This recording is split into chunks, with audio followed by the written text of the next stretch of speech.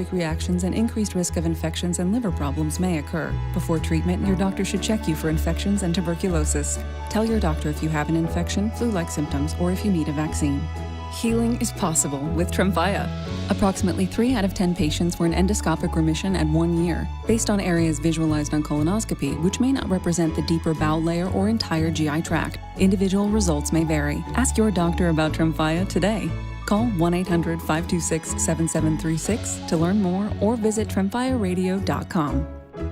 I'm attorney Brian Ritchie. Workers' comp can be tricky, but my law firm will be on top of all the complicated paperwork and sneaky deadlines so that all of your I's are dotted and T's are crossed. If you've been hurt on the job, I'm on top of it. Contact us at ritchielaw.com. WCMC-FM HD1 Holly Springs.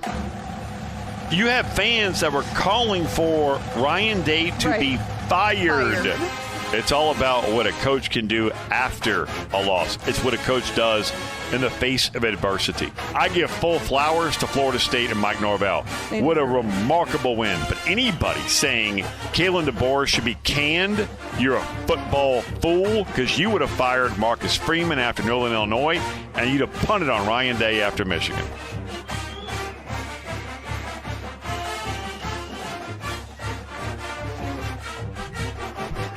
It's the Adam Gold Show. I am Adam Gold. Thank you very much for joining us here on the program. Victoria, as always, alongside. We're pumped for football. Are you? Yeah. Yeah. We're going to get people even more pumped in a minute. Nice. Because the NFL starts tonight, obviously. We all know that. But there was a guy named John Facenda back in the day who used to be the voice of NFL films. Now, this is before NFL films became a real big deal. Mm-hmm. Like, I'm going to guess here, $1 billion proposition. And they used to do, like, a game of the week. They used to do just highlights of all games. And they had this little guy with a great voice that did their voiceovers. And I really don't know how it all began for this guy, but I do know that when the NFL starts, do we have one example? This guy. Oh, yeah. Hang on. We got it. On an autumn eve, we still believe that elves are about and fairies come out to bob for apples and prizes. But goblins and sprites play havoc all night and tumble in different disguises. All right, so this is a guy who's about to talk football. I know. It sounds like Edgar Allan Poe. It's like Dr. Seuss. It's like Cat in the Hat. Yeah. So, yeah, man, I can't get enough of John Facenda. And ultimately, he passed on, and it became like Harry Callis, the former voice of the Phillies, and he did. I don't think he did Eagles, but he was definitely the voice of the Phillies. He did some NFL films. Man, to me, when I think about football as a kid growing up, I think about that more than I think about actual games. I think about those the pre-packaged shows for the NFL. So, I hope some of this puts you in the mood. So let's get ready. Let's get it started. Let's get it started in here. Football It's time for football. is back. And we are on YouTube. Yeah. Go to YouTube, search Adam Gold Show, search 99.9 The Fan, subscribe, share, tell your friends, all of that. And you can contribute in the chat box if you have questions about anything. So we open tonight. Dallas is in Philadelphia as the defending champions will open their season against the division rival Dallas Cowboys. Here's the thing. The NFL doesn't like to do divisional games for the opener. They really don't. And they also don't like to do rematches. Yeah. Right? They don't like to do Super Bowl rematches. Right. Ideally, these are non-conference games or meaning out of the division or across the conference. A couple of years ago, we had Kansas City and Detroit open the season. People were like, what? Yeah, Detroit showed everybody that they were real. I don't anticipate that from Dallas tonight. I don't. Yeah. I don't think Dallas is going to give that to us this evening. The defending champ against the team that has not reached the Super Bowl in 30 years. Yeah. It's been a minute. But an owner who acts as though he's done it before. Well, technically he has.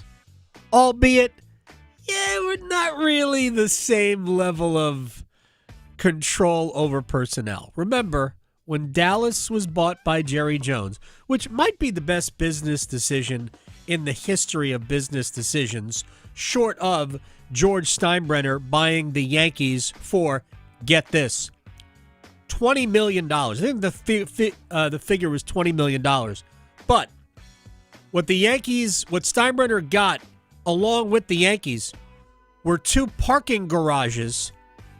No joke. 2 parking garages in New York City that were combined to be valued at twice the value of the Yankees. Back, that is not a joke. The Yankees are now worth probably, I don't know, $8 billion. Yeah. You just print money with parking garages. Especially in New York, yeah. Yeah. But I think Jerry Jones bought the Cowboys for like $150 million, and now Forbes has a valuation on them at $10 billion. I mean, come on. It's easily one of the greatest. It may be better than when those 2 guys sold or maintained the rights to the St. Louis Hawks in the ABA, and when the television deal rolled over, the deal that they signed allowed them like 1% of the NBA's TV package. So I think that's been negotiated away, but still, that's called that's shrewd investing. Anyway, I digress. Cowboys have not won 30 years. The Cowboys, even the Yankees, as much of a train wreck as they've become, and they're still good, much like Dallas has, for the most part, still been good. They haven't been good enough in a while. And this year, I don't think a lot is expected of the Dallas Cowboys even though they have the highest paid quarterback in the NFL. Yeah, well, they can't throw and catch. So. Well, the catching isn't the problem. They've got good wide receivers. C.D. Lamb. They brought in George Pickens in a trade with the Pittsburgh Steelers. They should be good throwing and catching. They're probably not going to be good stopping other teams from throwing and catching and running. The stat, Trey Wingo brought it up yesterday, but it's been said, I don't know, by 3 other people who have been on this show in the last 2 weeks. With Micah Parsons, Dallas's defense, according to an advanced metric called expected points added, Dallas's defense was ranked number 1 in the NFL with Micah Parsons on it. That's key, with him there. Without Micah Parsons, they were ranked 32nd. That's last. We somehow beat them. We as in Panthers. Did Micah Parsons play that game? He might have. No. I mean, in that okay. ranking, our defense was better than someone. You guys won 5 last year. I mean, you might win. We're going to talk about the Panthers here in a second. Anyway, so that's the game tonight. At last look, Philly was an 8.5-point favorite, which, frankly, not that bad. I still think I give the points. I think Philly shows out in their home opener tonight, but maybe that'll come up in Place Your Bets later on. You know what else starts tonight? Fantasy football starts tonight. So, Victoria. Yes. Who's your quarterback? Joe Burrow. Oh, that's right. You said that yesterday. Who are your wide receivers?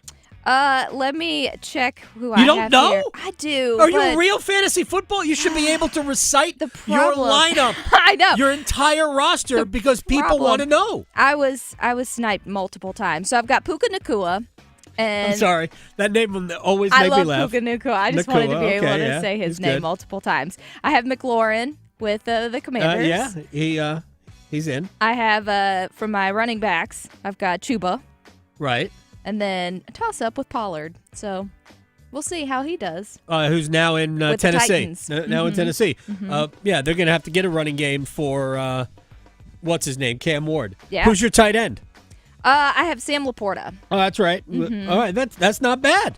Hopefully. It's not bad. Because he was not my first option, but when you picked 9th out of 12. Still not bad. I got a text from my son today. My son's not really a football fan, but a bunch of his friends are doing a fantasy league, so he's going to be part of it. Yep. I got a text from him. He goes, make some trades for me. I'm like, what? What? Okay. Make some trades for me. So, yeah, I logged on. Yeah. And so I'm proposing trades, trying not to be that guy, but trying to make his roster. But he's good. He's good. He's got Jalen Hurts tonight. Oh, well, there you go. Oh, it's a great quarterback to have. Tons of rushing touchdowns. Yep. All right, so fantasy football starts tonight. I hope to be able to help your fantasy football team later. Okay, we're going to kind of keep it on the down low for now, but I hope to be able to help your fantasy football team later. Here's more about the NFL, and then I want to move on to the Panthers, which I understand how that just sounded. Let's talk about the NFL. And then we're going to talk about the Panthers. What if I told you could win $20 million? Sign me up. On the NFL this year. I would do it. So there is a company in Vegas that, you know what a survivor pool is, right? Yes. Seems easy. Oh. Survivor pools have been around for decades. Yeah. Pick a winner. Just pick one winner each week. Once you've picked the team, you can't pick the next. You can't pick them again. That's the key. Right. That is the key. If you get to the end of the season and or whenever it is, and you're the lone survivor, you will win $20 million. Wow. Now, there is an entry fee. It's not as much as you might think, but it is significant if you are interested. But it is simply a survivor pool. Now, here is the trick, and this is what makes it even more complicated, is that the Thanksgiving games. So there are, 3 games on Thanksgiving and then one on Black Friday, right? Right. That is a separate week. Oh. Exactly. Oh, wow. Yes. And there are 3 games Christmas Day. There are. And that is a separate week. So there are 20 weeks of NFL football. Oh, boy. You're going to be picking bad teams. So later, I promise you, later, I will give you a foolproof system to win your survivor pool. Okay. $20 million. Yes. If I were to hit, I would share. Good. Good. You shouldn't, but good. But I will give people a foolproof way. If anyone helped me win $20 million to win your survivor pool. I mean, the chances of this getting to, honestly, the chances of it getting to Christmas Day probably aren't good. I know. But not the system. The system will definitely get you that far. Right. The system will win you your survivor pool. It's just going to be difficult for this to last. And if multiple people go out if 100 people go out the last day, 100 people will divide $20 million. It's very cool. We'll give you more information on that a little bit later on. All right, let's get to the Panthers. I know we don't start tonight. It's Sunday. We have to wait until Sunday. But tomorrow we'll probably be spending all day laughing at the Cowboys getting curb stomped by the Eagles. So, biggest pluses for the Panthers going into this season. Wide receiver position looks pretty good. I think you feel good about running back. Do you have one of the top, 10 or 15 running backs in the league? No. But Chuba Hubbard is a really good running back. And catch the ball out of the backfield a little bit. Plus, Dowdell, the backup, very good. And even Trevor Etienne might be able to help you on third down, catch the ball out of the backfield, things like that. I think actually has a chance to be a decent player. By the way, I'm assuming, because I don't know this for a fact, but I'm assuming that Trevor and Travis are brothers, and they will be on opposite sidelines. Right. Coming up on Sunday. Travis Etienne, a failed member of my fantasy football team last year. I had big hopes for him, and they were not met. All right, so wide receiver, running back, offensive line. Issues with the offensive line right now for the Panthers. Ike Ekwonu. I heard Dave Canales yesterday say that he had to go through a full practice on Friday just to see what he was capable of doing when they get to Sunday. He had an appendectomy about a week ago, and they hope he'll be ready, but I don't believe they are super optimistic that he'll be ready. I saw him on the field doing high knees, which is progress. He was moving around. Which is good because it was a week after his surgery. Exactly. But now you've got to move around and then also move around 280-pound people. Yes. At speed. Yes. Not easy. If he can't play, Brady Christensen would likely go to left guard, but also both Damian Lewis and Robert Hunt are banged up. And Dave Canales, they mentioned yesterday that he might not be, they might not be able to go. It's a good thing they've got depth, and it's a good thing they've got versatility. But if you told me today that 3 of their 9 offensive linemen weren't going to be able to go against Jacksonville, I would probably not be very optimistic about a running game, let alone a pass offense. Which reminds me that the weakness on this team is the defense. There are some good players. Obviously, there is Derek Brown. There is J.C. Horn. I know there are a lot of people that are into Mike Jackson. Okay. Morig, the new strong safety. There are good pieces, but there is no depth, and there are holes at inside linebacker, at free safety. There's behind Wanham and Jones, there's youth, and we're not 100% sure, not to mention one of the edge rushers, Nick Scarton, is coming back from a collapsed lung. Yeah. Which they just thought was like heat-related illness. As it turned out, his lung collapsed. So there are so many question marks on the defensive side that even though Jacksonville is not great, Jacksonville's got something to prove. So this becomes a little bit of a problem if the Panthers' offensive line is not in great shape. All right, let's get to some things that were said. Bryce Young yesterday on Hunter Renfrow and how he fits in with the other 2 stud wide receivers in Tetero and McMillan and Xavier Legette. One, schematically, he does a great job. He's a great fit in the system. They do a great job of letting everyone play to their strengths. And then, when you have a guy like Hunter, that's someone you have to account for defensively. I'm grateful to have weapons that, the entire defense, they have to account for. You have to respect everyone, and, that's the juice that they bring. So, having guys out there like that is huge. And his offensive line, which, as we've already said, is a little bit banged up, but we can be optimistic that all 3 will be able to start on Sunday. Young on really the entire unit coming back. Yeah, it's huge. It's not often that you get, like you said, a whole unit back. They've been great. A ton of credit goes to Joe and Goody, who've done a great job with them from a coaching standpoint too. Just having that group, that room back is huge. So I'm excited for that. All right, now the question that has been asked way too many times. This is now year 2 for Dave Canales and Bryce Young together. We're still talking about the relationship. Maybe we can put an end to it, but here's Dave Canales. Just excitement. I think the cool part about last year was, there was this cool thing for both of us, really, as his first time coach and play caller, and then for Bryce coming back in and playing the type of ball, and I don't know if he shares this point of view, but I'm just sharing my point of view. I wanted to prove to him that I can put a really good offense together that you'll be excited about, and that you'll be, able to help us grow and evolve over the course of time. And, that's kind of from my standpoint. And then I just look at the way he, approached it, and the way he continues to approach it is to show his teammates first and foremost, and our Panthers fans and all that he's the guy for this team, and so there's just a real cool mutual respect that I think both of us have kind of grown just over the course of time and just working together daily.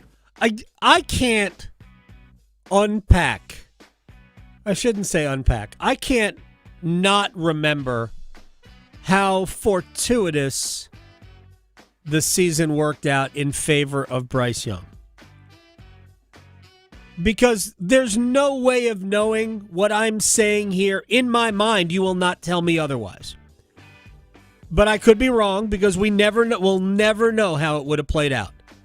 I contend, had Andy Dalton not been in the car accident, Bryce Young would have never started another game for the Panthers. That they would have let Andy play the balance of the season. Maybe Bryce would get in at some point, at the end of games. Maybe he would have started the last 2 games. But ultimately, in my opinion, in the head coach's eyes, Bryce Young was not the guy. And they were going to go into this offseason thinking about the next guy, whoever that might have been. For all we know, they would have traded for Sam Darnold again. Not traded, I guess, signed him to a free agent deal. Right? No clue what would have happened. But were it not for the Andy Dalton injury, which forced them to play Bryce Young. And I would point out, if you go back and you look at the first couple of games that he played, they were actively trying to do nothing with the quarterback. It was embarrassing, the plays that they were calling. I thought Mario Cristobal was doing an imitation of that when I was watching the fourth quarter of Miami's win over Notre Dame. But as the season wore on, we started to see a little bit more from Bryce. And was it Trey Wingo yesterday? I think it was Trey Wingo yesterday who said, the impressive thing about Bryce wasn't the performance, but how he handled the situation. And part of the Bryce Young package when the Panthers made the decision to draft him was the polish. He never looked like flustered by anything. When he was at Alabama, he was the coolest operator at quarterback, whether he was rushed, whether he was on the move. He always looked in control of his emotions, of everything. And by the end of the season, we saw a quarterback that played that way. Not just handled himself that way, but played that way. And if the performance continues to increase, yeah, the Panthers are in really good shape. But every year is different. Starts of seasons are way different than ends of lost seasons. And last year was a lost season, which is why I have said over and over and over again, I don't know what value to place on what we saw towards the end of the season. I will offer this caveat. Even when, and it was pretty much lost throughout, but if you go back and you look at the best part of games where Bryce didn't have gaudy numbers, the best parts of those games were almost always in the fourth quarter. And the Panthers were in a lot of games to win. They should have beaten the Eagles. Could have beaten the Eagles. Xavier Legette needs to catch the ball. Could have beaten the Chiefs. I mean, defense wasn't ever going to get a stop against Kansas City. Too much time left. But still, Bryce Young led drives that gave them either the opportunity to should have taken the lead or took the lead. They just couldn't close it because the defense was so bad. All right, one final thing from Dave Canales, then we're going to break it. Will Brinson will join us to open up the season. And Canales was asked about self-scouting his own squad in practice. I think, just taking in a lot of, tendencies that we might have had. We're talking about going back to last year. What are teams looking at? They have a full season of our team, our systems, and different things to look at like that. So just being cognizant of it. Something I learned a long time ago is tendencies are okay as long as you're aware of them. That's where you can use them to your advantage. If you have a 70% or more in an area, just make sure you have something that complements that. The defense or offense may know what you're doing in that regard, but it's always good to have a little bit of a change-up. Let's see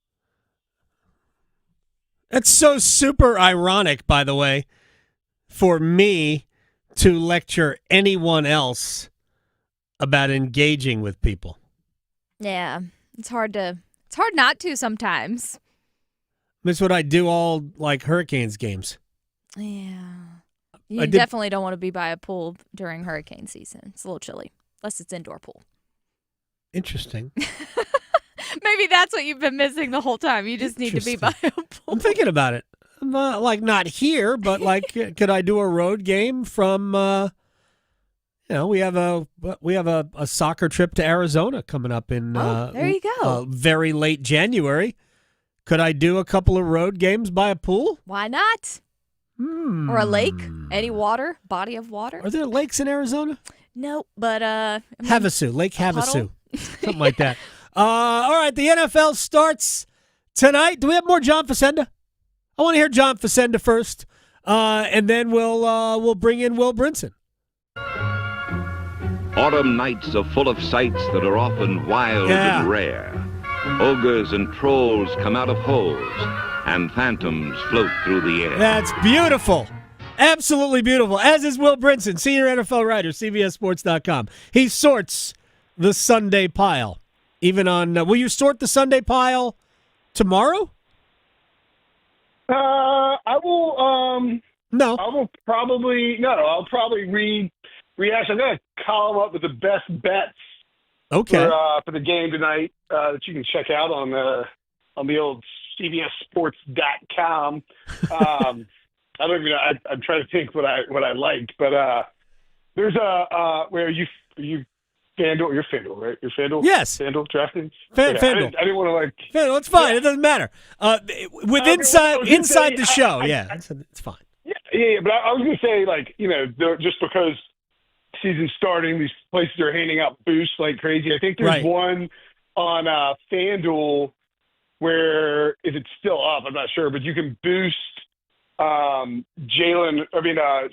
Barkley's rushing yards, maybe. Really? There's one on DraftKings and one on FanDuel. One is anytime Saquon Barkley touchdown up to 2-1. It's just crazy, yes. crazy. And then one is 90 plus rushing yards for Saquon Barkley, which is minus 200, boosted to even money, which is you just have to don't max it, but go in there and see what you can bet. It's like $25, but still. Right. FanDuel's got one right now where this is an anytime touchdown.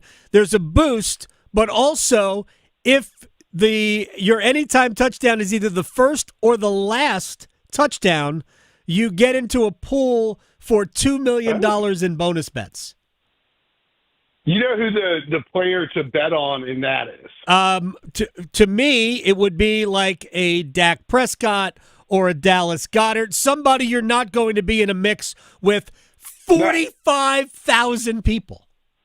Yeah, I agree with that. The first touchdown score is probably going to be Jalen Hurts or Saquon Barkley. But the last touchdown score, this is a fun market because it's you sweat it the whole game. The guy to bet on for last touchdown in tonight's game, Clemson's own Will Shipley. Really? Yeah, because think about it. If the Eagles, who are favored by 8.5, blow out the Cowboys, and they're going to keep running the ball, they're going to pull Saquon Barkley. Shipley's the backup. Sure. Shipley punches one in with 2 minutes left in the fourth quarter. Bam! It's 20. It's 20-1, I think. 20-1 to be the thing is, for this wager, and I don't want to spend all the time on this, but this wager, it's just an anytime touchdown scorer.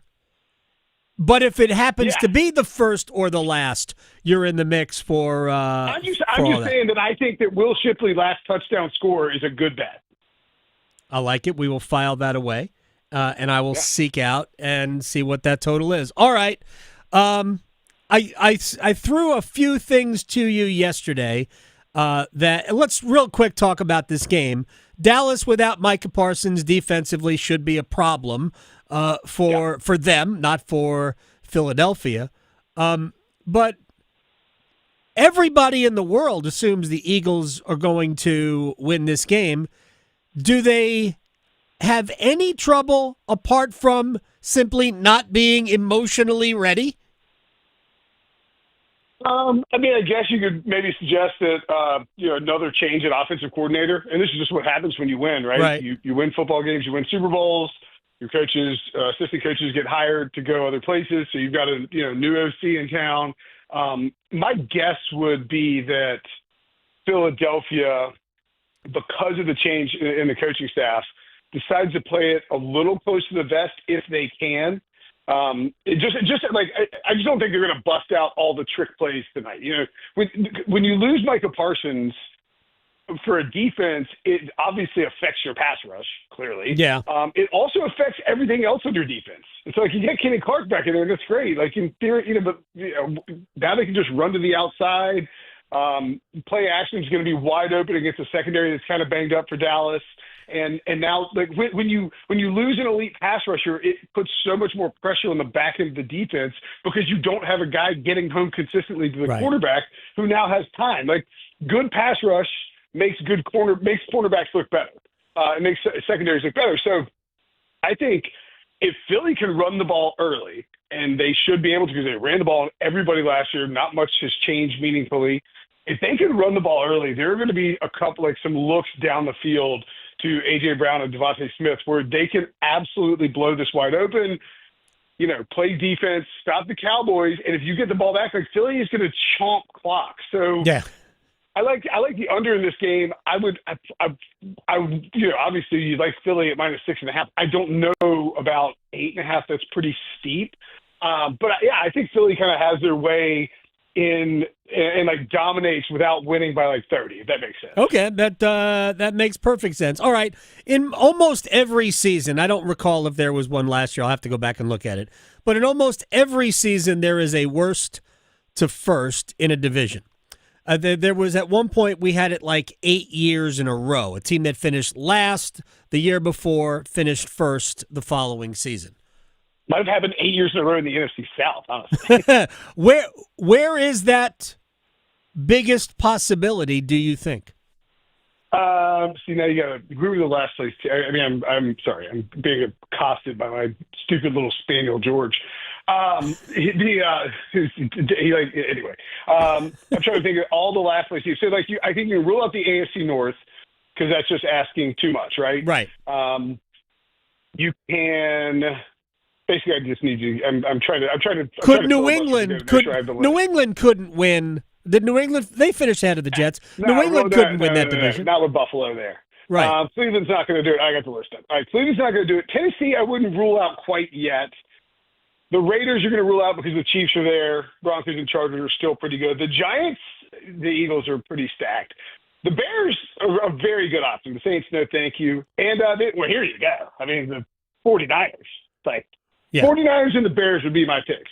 And I think you roll with the 49ers if you're if you're forced to do a Survivor-style league where you can only pick one team that's going to do it. Right. San Francisco just needs to be healthier. See some improvement on the defensive side of the ball. They got to get these receivers back. Juwan Jennings looks like he's good to go for week 1 according to Kyle Shanahan. Brandon Ayuk is going to miss some time, obviously, but he Pearsall. And then you have George Kittle. If Christian McCaffrey plays at a Offensive Player of the Year level this season, and Trent Williams stays healthy, he's really kind of the secret sauce for that offense, then I think San Francisco is easily the best bet. Now, I mean, the Rams could be great. Seahawks could surprise, and Arizona will be frisky. It's not an easy division. But if you know the team that was in the Super Bowl 2 years ago, kind of had a hangover, that's the obvious choice to me. Although Chicago, a little bit of a sleeper too. Yeah, I think I don't know. I'm not necessarily feeling Chicago, but the 49ers who were in position, if games were 3 quarters long last year, I'm not sure they wouldn't have won the Super Bowl. Who is a playoff team a year ago and a good one that you think will miss the playoffs? I think the options here are Tampa Bay. Right. Tampa Bay's a good team. Could miss the playoffs. I mean, the Rams, Rams could miss the playoffs too. Especially with Matthew Stafford's back. Nah, he's fine. He's healthy. He's a Hall of Famer. He's great. I'm with you on that. If you're picking a team to, if you give me one team to pick to miss the playoffs that made it last year, I would go with the Houston Texans. I like the Houston Texans. Think their defense flies around. Big C.J. Stroud fan. But I think there's a chance that the Jaguars sort of pop up. The Titans are going to be much better with Cam Ward. And then, we'll see what the Colts are. The Colts are like 8-9 or 9-8 every year under Shane Steichen with this, with just this setup. I kind of feel like Daniel Jones might be an upgrade consistency-wise. Ooh. Over really? Anthony Richardson. Daniel Jones? Yeah, that probably says a lot more about Anthony Richardson than it does Daniel Jones. Yeah, he completes like 30% of his passes on a regular basis. So it's hard to go in on Anthony Richardson when you're benched when you lose the job to Daniel Jones. Terrible. So yeah, I would say that if I'm picking a team, I'll go with the Texans. But clearly they have an inferior division. I just think that group is closely bunched together.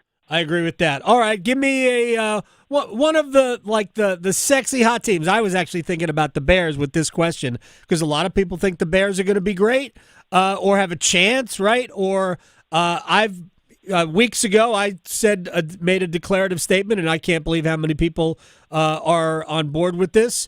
Patriots will make the playoffs.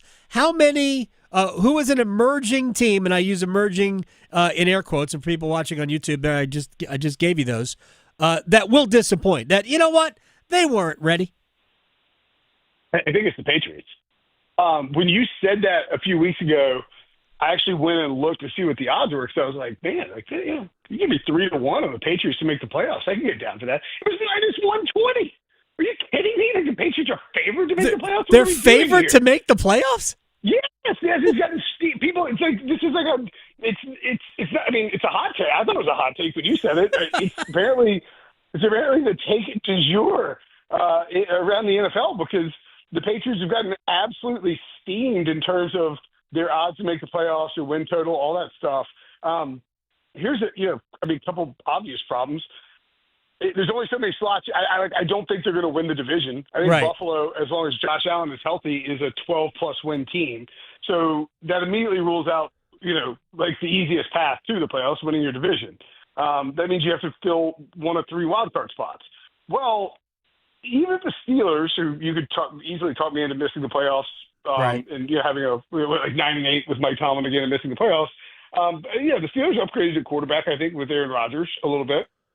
The Bengals could be better. It's hard to be much worse on defense, and that offense can cook. Right. Even if you just have one team from the AFC South, so I'm going to take minimum 2 teams from the AFC North, 1 team from the AFC South, 2 teams minimum in my mind from the AFC West. So that leaves 1 spot for the Patriots. And I just think the odds are such that I wouldn't bet on that. If it were like 3-1, yeah, give it to me all day. But -120, you can't get behind that. In fact, I got a hot take for you. I think the Raiders go in and win that game against the Patriots on Sunday. Woo! Hot take. Yeah. I love it. I absolutely love it. All right. Pete Carroll revenge game. Oh, that. There's a lot of time. You got to be old to get that one, but yeah, there's a lot of time. I don't think he got fired by Bob Kraft. I think he did. But was it Bob Kraft or Victor Kayam who fired? What are these olds talking about? What's next? Like the '86 Mets? That is so funny. All right, who catches the Chiefs in the AFC? Is it the Bills' year? Is it the Ravens' year? Is it somebody else?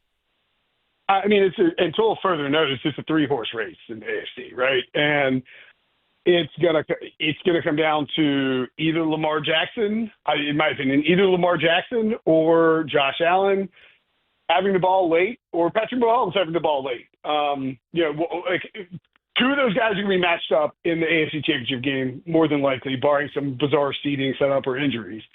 And it's like, can you close against the Chiefs? I'll say the Bills do it this year. Yeah. Took Jordan a little time to get the Pistons, but he finally did it. I think it took Josh Allen a little while to get Patrick Mahomes. I think he'll finally do it. Narratives are built to be destroyed. This is the year the Bills finally pull it off. This is the year the Bills win it all. Final thing for Will Brinson. Micah Parsons wins Defensive Player of the Year and leads the Packers to the Super Bowl, yes or no? I'll say no on both.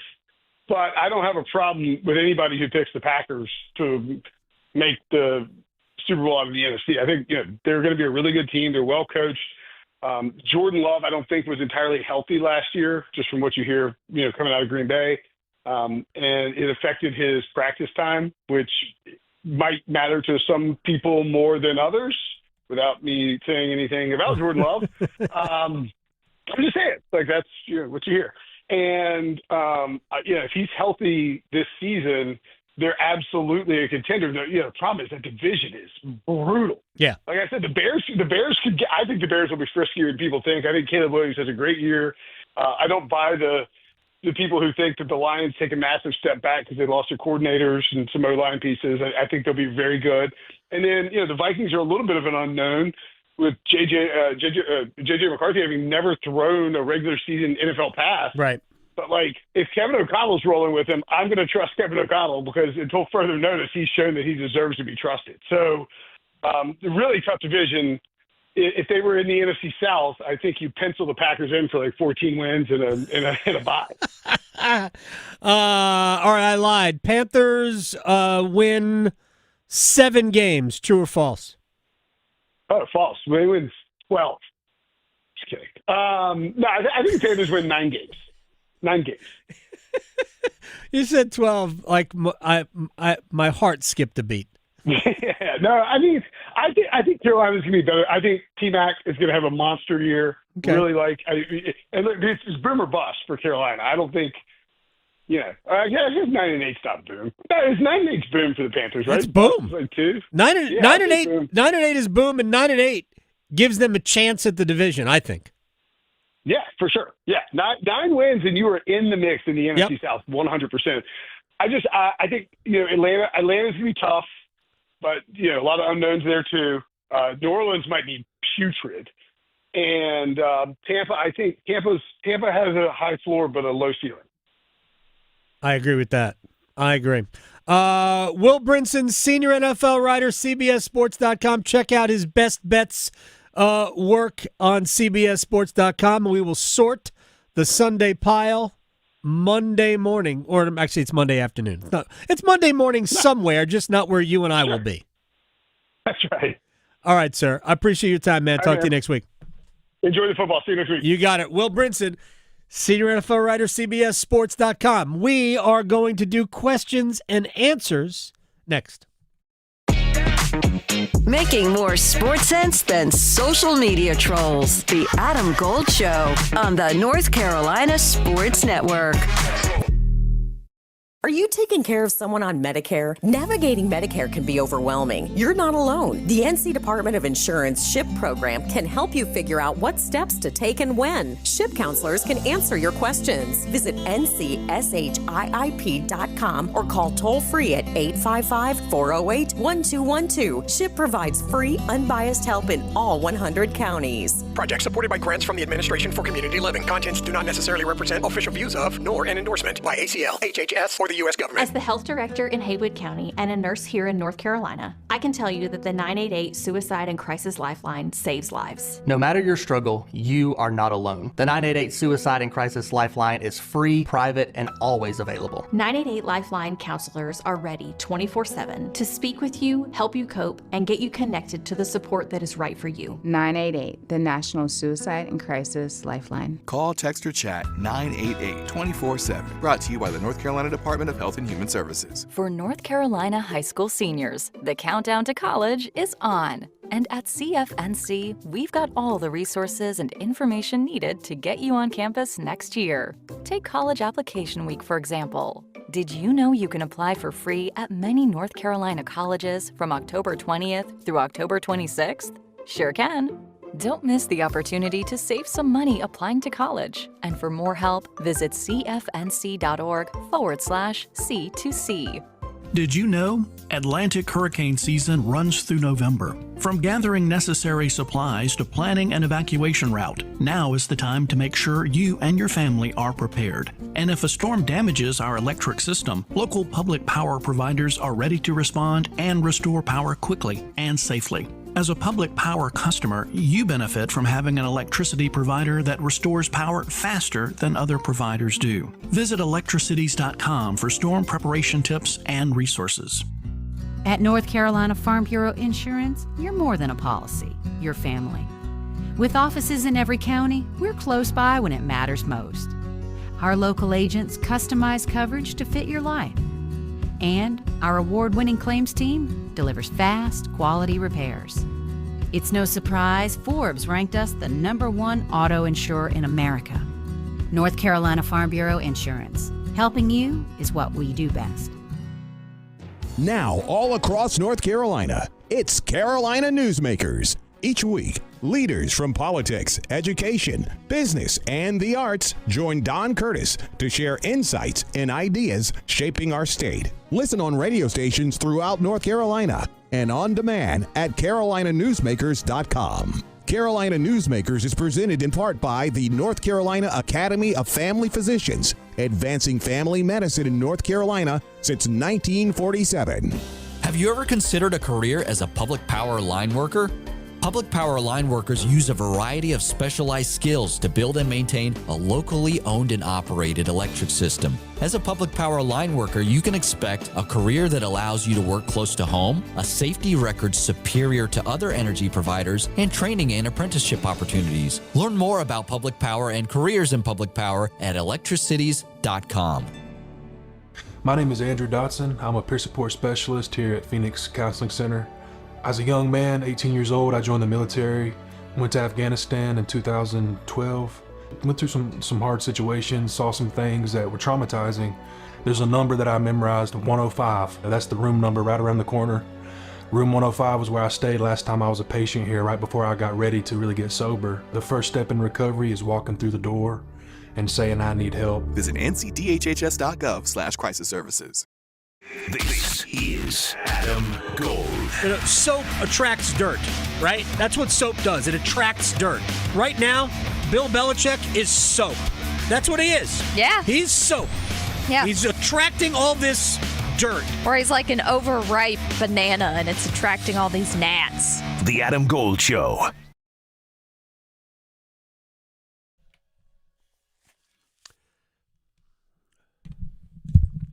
It's the Adam Gold Show. I'm Adam Gold. Victoria's on the ones and twos. Next hour, Conor O'Neill, who covers both Duke and Wake. Wake won 10-9 over Kennesaw State. What? Yeah, 10-9. Is that a baseball game? Yeah, they scored 4 times in the 7th to take a 10-7 lead and then hung on. That makes me feel about last night's Cubs game. Thanks, Ben Brown. Oh, garbage. Sorry. Mets lost in the afternoon yesterday man. to the Detroit Tigers after taking the first 2 games of that series. When the Mets start a rookie pitcher, they're in good shape. Okay. When they don't, all bets are off. Well, our guy in there, he was on fire, and then they pulled him like in the 5th or 6th inning, and yeah, Ben Brown he stood there on the mound, I guess. I don't even know. He just tossed it out there. Watching runners go by. Yeah, it's a parade. It's never this is garbage. Never very good. All right, we have tons to do. So next hour, we'll talk a little Duke football, a little Wake football with Conor O'Neill. Also, a quick reminder, we are going to give you the definitive way to win your Survivor pool. Everybody needs a system. I have one. Right now, Q&As.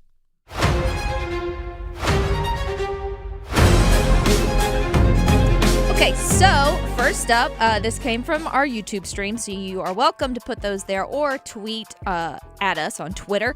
First up from William, says one-timers for both ideal fall tailgate beverage and food of choice. Ideal fall tailgate beverage. I like, and I'm absolutely not kidding about this. I like a Coke Zero with half of a lime. Okay. All right. Well, is that boring to people? I feel like if there's limes or lemons at a tailgate, it's not to be in their Coke Zero. Right. I'll put them in mine. Yeah. I'll take them. Food of choice? Food of choice. I mean, look, everybody's got. I am addicted. This might just be because of its fresh market. Their hot dogs. Ooh. Oh yeah. You've told me that they're really good. I can't even imagine. They're amazing. Yeah. Okay, well, apparently I need to do that. Mine, if it's fall, like we talked about, I don't mind the pumpkin beer, but it depends on the kind. But I'm a fruity lover, so I like fruity things. Now, food of choice, my dad and I always had not chicken. A fruit? No. If it's not like a pumpkin thing, like the fruity. It's a gourd. Seltzers or whatever. Oh, I could do those. Or like the lemonades. Mike's. Like still in high school. Yeah, I haven't been scarred from those. So food. My dad and I, when we would tailgate, we always had chicken. Popcorn chicken's the way to go because it's not as messy too. That's always a good thing. Okay. But popcorn chicken. Those would be my choice. Here's our noise. Okay. Next up, nothing's working today. What are y'all's thoughts on college football in the Triangle this weekend? North Carolina, I don't know. Virginia, NC State is going to be interesting. I mean, the biggest game is obviously Duke, Illinois, because the Blue Devils, I know they struggled early against Elon, but it was only the quarterback really that gave them the most problems running the ball. But, man, Illinois is going to bring a Big Ten offensive line to Durham. It's going to be an incredibly difficult game for the Blue Devils. All right, when we come back, another look at today's news. Questioning goalie interference calls since day one. The Adam Gold Show on the North Carolina Sports Network. Hey, it's Adam Gold from my friends at FanDuel, America's #1 sports book. The opening game is finally here, and FanDuel wants to help you cash in a share of $2 million in bonus bets. We do this every game day. $2 million. Here's how it works. In a primetime game like tonight, Dallas at Philadelphia, pick an anytime touchdown scorer. If that player scores either the first or the last touchdown, you are in the hopper with a share of $2 million in bonus bets. Incredible stuff. FanDuel.com/AdamGold. The games are on. 21 and over and present in North Carolina. Opt-in required. Must apply profit boost token on select market. Prize pool to be split equally among all eligible participants who made the correct first or last touchdown pick. Bonus is issued as non-withdrawable bonus bets, which expire 21 days after receipt. Restrictions apply. See terms at sportsbook.fanduel.com. Gambling problem? Call 877-718-5543 or visit morethanagame.nc.gov. It's Bo time. Fumbling the food on game day? Rookie move. But Bo can make your tailgate a winner, breakfast, lunch, or dinner. Because the Carolina Legend has everything you're craving. We're talking crispy, juicy chicken loaded with real Southern flavor, fluffy, scratch-made buttermilk biscuits, and all the fixins to feed your whole crew faster than you can say touchdown. Be the MVP this season and let Bojangles do the cooking. Order your tailgate today. It's Bo time. Planning a tailgate? Then it's Bo time. Bojangles has everything you need for the perfect tailgate, no matter how many fans you're trying to feed. There's the original tailgate, the super tailgate, and for a really big crowd, the jumbo tailgate special. And if you like your chicken off the bone, choose the Supreme's tailgate special that includes 12 perfectly seasoned tenderloin fillets. So grab the tickets, get that Bojangles tailgate special, and go. It's Bo time. What is dedication? I think a parent's job is to protect our children, but also prepare them for the world so they become good, kind human beings. That's dedication. Find out more at fatherhood.gov. Struggling with high interest debt? You can pay it all off in days with Loan Pronto's Rapid Equity Loan. Hey, it's Dennis Cox. Get cash out now without touching your low-rate first mortgage. No appraisals, no waiting, no BS. The Rapid Equity Loan program at Loan Pronto is amazing. One Loan Pronto client just got $300,000 approved in under 24 hours. They paid off debt, renovated the kitchen, and cut their monthly expenses by $1,800. That's a huge turnaround. Loan Pronto, instant approvals, low rates, no hard credit pull up front. Listen, your home equity is yours. Use it. Get cash to consolidate your debt down to one easy low monthly payment. Call Loan Pronto now for a free instant appraisal for your home and see how much cash you can get today. Loan Pronto is A+ rated by the BBB and have nearly 2,500 5-star Google reviews. Their service is off the charts. Call now to start the conversation. 919-381-1760, loanpronto.com. 919-381-1760. Get debt relief now. loanpronto.com. Equal housing lender. NMLS 166-171 on approved credit. NMLSconsumeraccess.org. Grown-ups, don't go back to school. Go forward through school into your future as an IT professional. Whether you're starting out, switching careers, or a veteran ready for change, My Computer Career can help you get into IT in just a few short months with no prior experience. So take the free career evaluation now at mycomputercareer.edu. Your rewarding career in IT awaits. That's mycomputercareer.edu. An elite CompTIA certification partner. Financial aid is available to those who qualify, including the VA benefits. I'm attorney Brian Ritchie. Getting hurt in a car wreck comes with all kinds of stress and frustration. But when you call me, I'll be on top of all of it.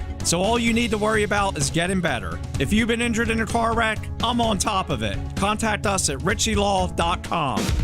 Broadcasting live from the Lenovo Studios. WCMC HD1 Holly Springs. 99.9 The Fan. The Triangle Sports Leader.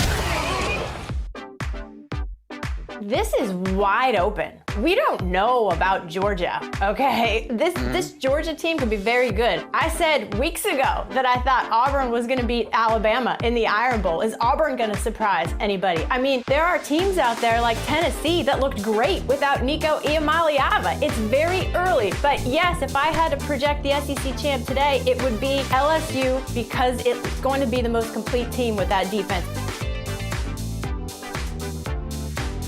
It's the Adam Gold Show. I am Adam Gold. Victoria on the ones and twos. That was Heather Dinich of ESPN, national college football writer. I would say this. I think all four of the major conferences are, air quotes, wide open. We did see LSU win the most impressive road game of the opening weekend, right? Winning at Clemson.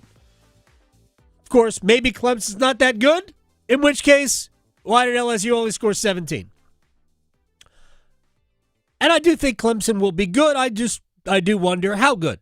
I wonder really at what level Clemson is. By the way, Danny Kannell is going to join us in hour number 3, former Florida State star, former New York Giant quarterback. And we'll talk to Kannell about not only his alma mater's win over Alabama, what that means, more for Alabama than for Florida State, but also I have questions about Clemson. But all four of the power conferences, we really don't know at this point. Yeah, LSU certainly made the biggest statement, but maybe they're not as good as Texas, who did lose to, one of, if not the best team in the country, Ohio State, until further notice. Defending national champions. That defense was amazing. Texas lost at the Horseshoe. Only was it 14-7 was the final score. One like they got run out of the building. I know Arch Manning struggled. Yeah, he's going to have to get better. Georgia should be good. We don't know really if Alabama's a house of cards or not. We'll find out. But there are major players in every league. Maybe it'll be Miami. Maybe it'll be Clemson. Maybe it'll be Florida State. Maybe it'll be Louisville. I don't want to discount SMU. Big game against Baylor, who I thought the Bears disappointed in their opener. We'll see if SMU can beat what was supposed to be a pretty good Baylor team in week 2. But every league, I think, will probably find major competition at the top. Ohio State, Penn State, Oregon, I don't know, maybe Michigan. We'll find out this weekend a little bit. I don't know. Is Michigan versus Oklahoma a great game, or is it a matchup between two historically great football names? Michigan versus Oklahoma. Last year, not such a great game.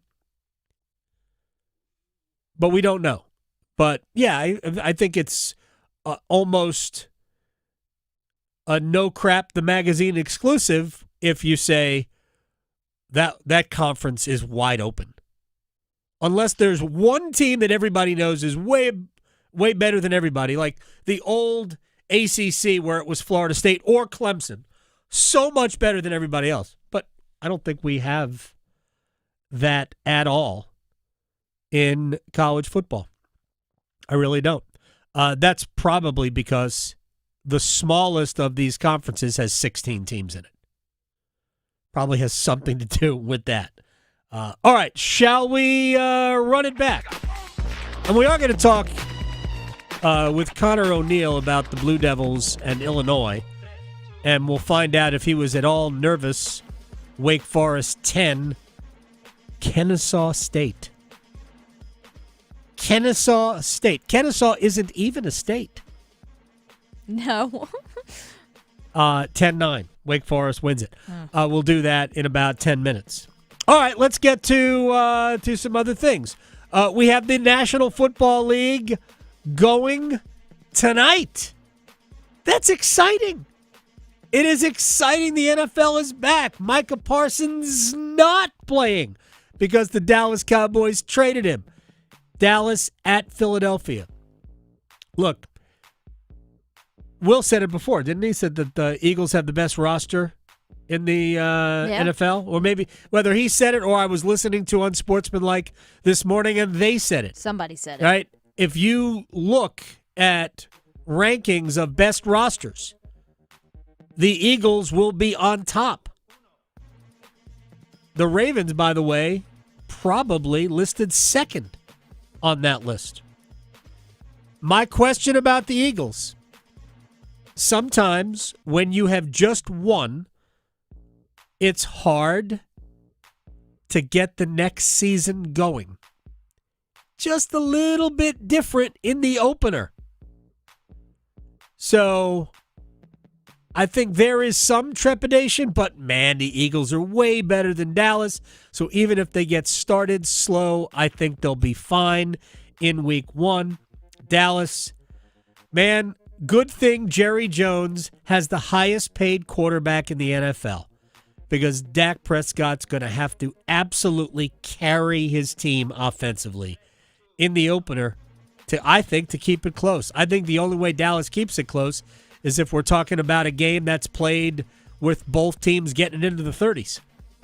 And I don't see Philadelphia giving up that kind of offense. I really don't. I do think that because it's week one, that maybe Philadelphia isn't clicking offensively. So maybe Dallas can keep this to a, manageable looking score. But I think Philly wins the game. All right, the Panthers open up in Jacksonville. By the way, looking at the slate of games in week one, there are a lot of legitimate toss-up games. There are a lot of, I'll just use the point spreads here. There's a lot of spreads that are under 4. Yes, big time. Lots of 2.5s, 1.5s. Road favorites by less than a field goal. Yep. There's 3 of those. Those are dangerous games. Mm-hmm. By the way, do I get anything every time I say by the way? Because if I got a dime for every time I said that, right? I could retire. In there I could retire right now. If you're playing in a survivor pool, week ones are always kind of weird because we really don't know. But I think your obvious choices are very limited. Very limited. Big time. In week one. Who knows? You know what that says to me? You need a system. Yes, which you have. I have a system. Coming up around 2:40. I will give you that system and your week one survivor pool pick. But it's just a strange week. I think the Panthers could win in Jacksonville. They could also lose by 20. Yeah. But I think the Panthers could win in Jacksonville. I'm looking forward to, win or not, I'm just looking forward to seeing what they look like as an offense. And I think you like to bring back, a lot of players. Now, I realize if you've read anything from Darren Gann on Panthers.com, you might be a little worried about the overall health of the offensive line heading into week 1. Ike Ekwonu recovering from an appendectomy. You've got Robert Hunt and Damian Lewis both dealing with injuries that at least have them questionable for the games. But Bryce Young is thrilled to have essentially the same group of offensive linemen he had a year ago. I mean, he has to be thrilled about that. Then you've got, even with injury and the trade of Adam Thielen, you've got Hunter Renfrow, who looks like maybe he's back to what he was a few years ago. Panthers wide receiving core really could be like an absolute key for them. Yeah, I hope so. Looking at their last game, it was a preseason game, but that was the 0-26. So Jacksonville. I didn't even. But that was preseason. Oh, Jacksonville's last year. game. Oh, okay. I see. Never mind. The Panthers and the Jaguars, llast time they were together, it was 0-26 Jacksonville. But that was preseason, so it doesn't count. It doesn't. It doesn't count at all. All right, when we come back, Conor O'Neill, Devils Illustrated, also Deacons Illustrated. So a little college football chat. We'll also talk about the ACC in week 1.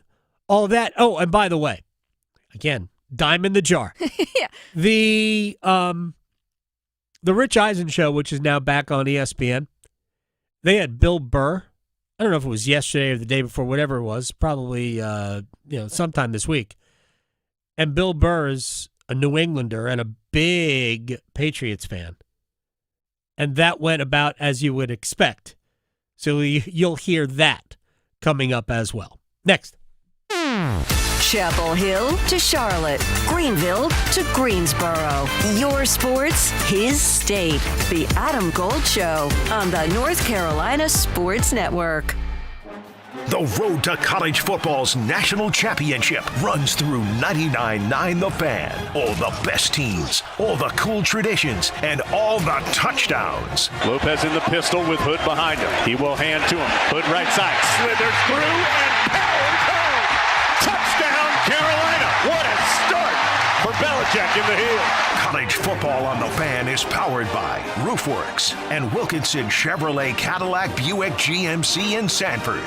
Tonight, we're officially kicking off the NFL regular season, but we're also close to kicking off my absolute favorite riding season. I'm Victoria Vodnecker here from 99.9 The Fan for Law Tigers, and we may be going through a lot of these fake falls, but this month, real fall starts, which for me, taking the bike out to see the leaves change, feeling the crisp air, and just taking a break from things for a while is a little perfect adventure. But sometimes things don't always go perfectly, and accidents do happen. So if you're ever in a wreck on your motorcycle, make sure to call my friends at Law Tigers first before calling your insurance company. At Law Tigers, they're just like us. They're riders too, so they get it. They know the value of your bike, your gear, and the investment that you've made. The insurance company just wants to pay you the least amount possible. So at Law Tigers, case evaluations are always free, and you're not going to pay a dime until your case is settled. Call 1-800-LAW-TIGERS, North Carolina's motorcycle lawyers. Law Tigers is a network of independent law firms who are members of the American Association of Motorcycle Injury Lawyers. Law Tigers is not a law firm.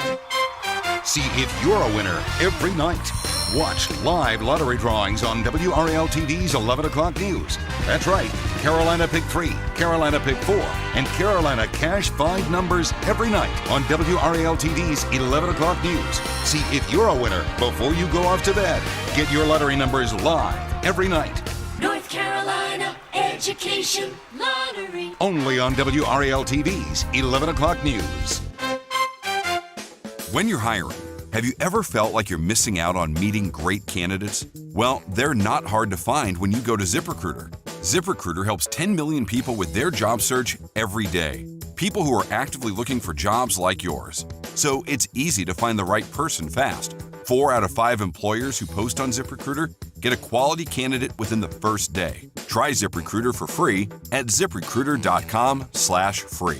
That's ZipRecruiter.com/free. Week 1 starts now, and every touchdown brings you closer to a payout with DraftKings Sportsbook. New customers, this one's for you. Bet just $5 and get $300 in bonus bets instantly. Plus, grab over $200 off NFL Sunday Ticket from YouTube and YouTube TV. Your season starts now. Download the DraftKings Sportsbook app and use code TIMD. That's code TIMD with no spaces to get $300 in bonus bets instantly when you place your first bet of $5 or more. Plus, over $200 off NFL Sunday Ticket from YouTube and YouTube TV in partnership with DraftKings. The crown is yours. Gambling problem? Call 877-185-543 or visit morethanagame.nc.gov. 21 plus, North Carolina only. Eligibility restrictions apply. Bonus bets expire 7 days after issuance. See sportsbook.draftkings.com/promos. NFL Sunday Ticket offer for new subscribers only and auto renews until canceled. Digital games and commercial use excluded. Restrictions apply. Additional NFL Sunday Ticket terms at youtube.com/go/NFL Sunday Ticket/terms. Limited time offer. Wesley Financial Group is not a law firm, and Chuck McDowell definitely not an attorney. This is Chuck. If someone talked you into buying something really silly and you want to get out of that silly little thing, my advice, get the facts. Call me and I'll send you our timeshare exit kit absolutely free. Inside, you'll learn how timeshare works and all your options for cancellation. Call Wesley now for your free exit info kit. 800-486-9600. That's 800-486-9600.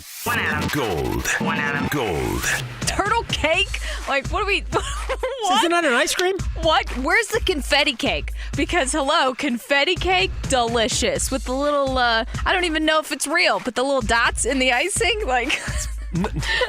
None of these are real. What kind of fake thing that is, but it's delicious. It's my childhood. Like, that wasn't in the top 10. His opinion's invalid to me. The Adam Gold Show.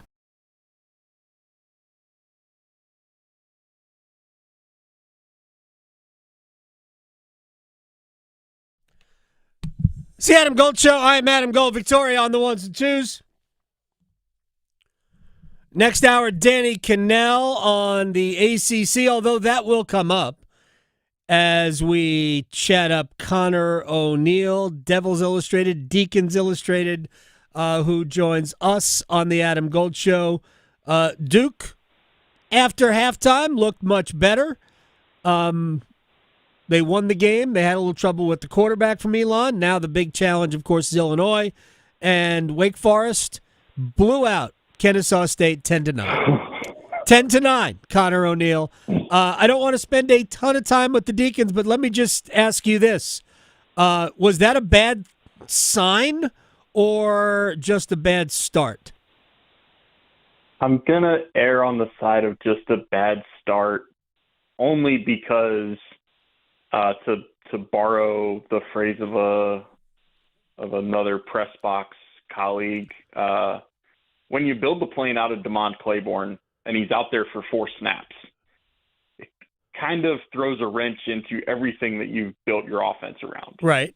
And yes, they need other guys to be good against a team in its first full season of FBS football. Uh-huh. They need their offensive line to be much better. But number one is the straw that stirs that drink. And so I want to hold off I'm not saying they're going to win even 8 games this year. Right. But I want to see if they have a little bit of a more efficient offense when they have a full DeMond Claiborne. Gotcha. That is very glass half full. I appreciate your optimism there, Conor O'Neill. That was Deacons Illustrated. Now, let me get to Devils Illustrated. Because just having watched the game, I felt like Duke's real problem was that they just couldn't handle Elon's quarterback. With the quarterback run, really killed him, I thought. I thought the other maybe concern for me with the Blue Devils was the fact that apart from really 2 big chunk plays running the football, that side of the ball, that was a concern for me. But what did you make of game 1 for them? I thought it was a nervous start. That's the way Manny phrased it to us in the post game, and I thought that was pretty accurate. They dropped a touchdown pass in the first half. They gave up a big kick return that I thought they actually had covered. It was just one guy who took a wrong step and let it loose. They missed a field goal. Darian Mensah, one of the only throws that he missed, he overthrew Cooper Barkate when he was behind the defense that would have been a touchdown if you'd hit him in stride, or at least if you underthrow it, you'd still give him a chance to draw a PI or come back on the ball and catch it for 40 yards. You overthrow him, it negates everything. And I told somebody yesterday, I think those are uncharacteristic things. I don't know if we can say what a character of a team is based on one game, but I think those aren't the things that you would assume are going to show up every single game. And the fact that they addressed them and kind of fixed things and got under control in the second half, I think would give me some positive vibes going into this weekend. I mean, Darian Mensah came in with all the accolades, and there's a good story that I think Ross Dellinger wrote in Yahoo just about his story and where he came from and, what his family has gone through. That's all great, and I think we should highlight those stories. But as a football player, he looked like he could throw. And we know he's not just a thrower. He's an all-around good college quarterback. Some people thought he was the best quarterback available in the transfer portal, at least in the initial stages of it. But that was a pretty good way to start your Duke career with almost 400 yards passing. And that's the crux of why he's at Duke. It's not just that he can throw. It's that he can throw on the run. He can extend plays with his feet. He can scramble to throw the ball down the field. And we're in this weird stage of people think Duke is not supposed to make a shrewd move, like saying Malik Murphy was not good enough last year. Right. When he wasn't good enough last year for what Duke needed him to be. It was great that he threw 26 touchdowns. His name is atop that single season list for Duke history. It was great that they won 9 games with a quarterback. And if you just look at the stats and the numbers, you think he had a good season. Parts of it were good, but parts of it were not good. And a lot of it had to do with his inconsistencies and his limitations as a quarterback. And Darian Mensah opens up the offense in ways that Malik Murphy just could not last year. They can run some RPO stuff and have the quarterback actually be a run option. They can roll the pocket, and we saw it on the first play of the game. Darian Mensah sprints out to his left and hits Cooper Barkate for a 30-yard pass. It's just that kind of stuff that you're like, oh, right, that's why they paid the alleged number, the reported number, whatever the number they paid. It's a high number.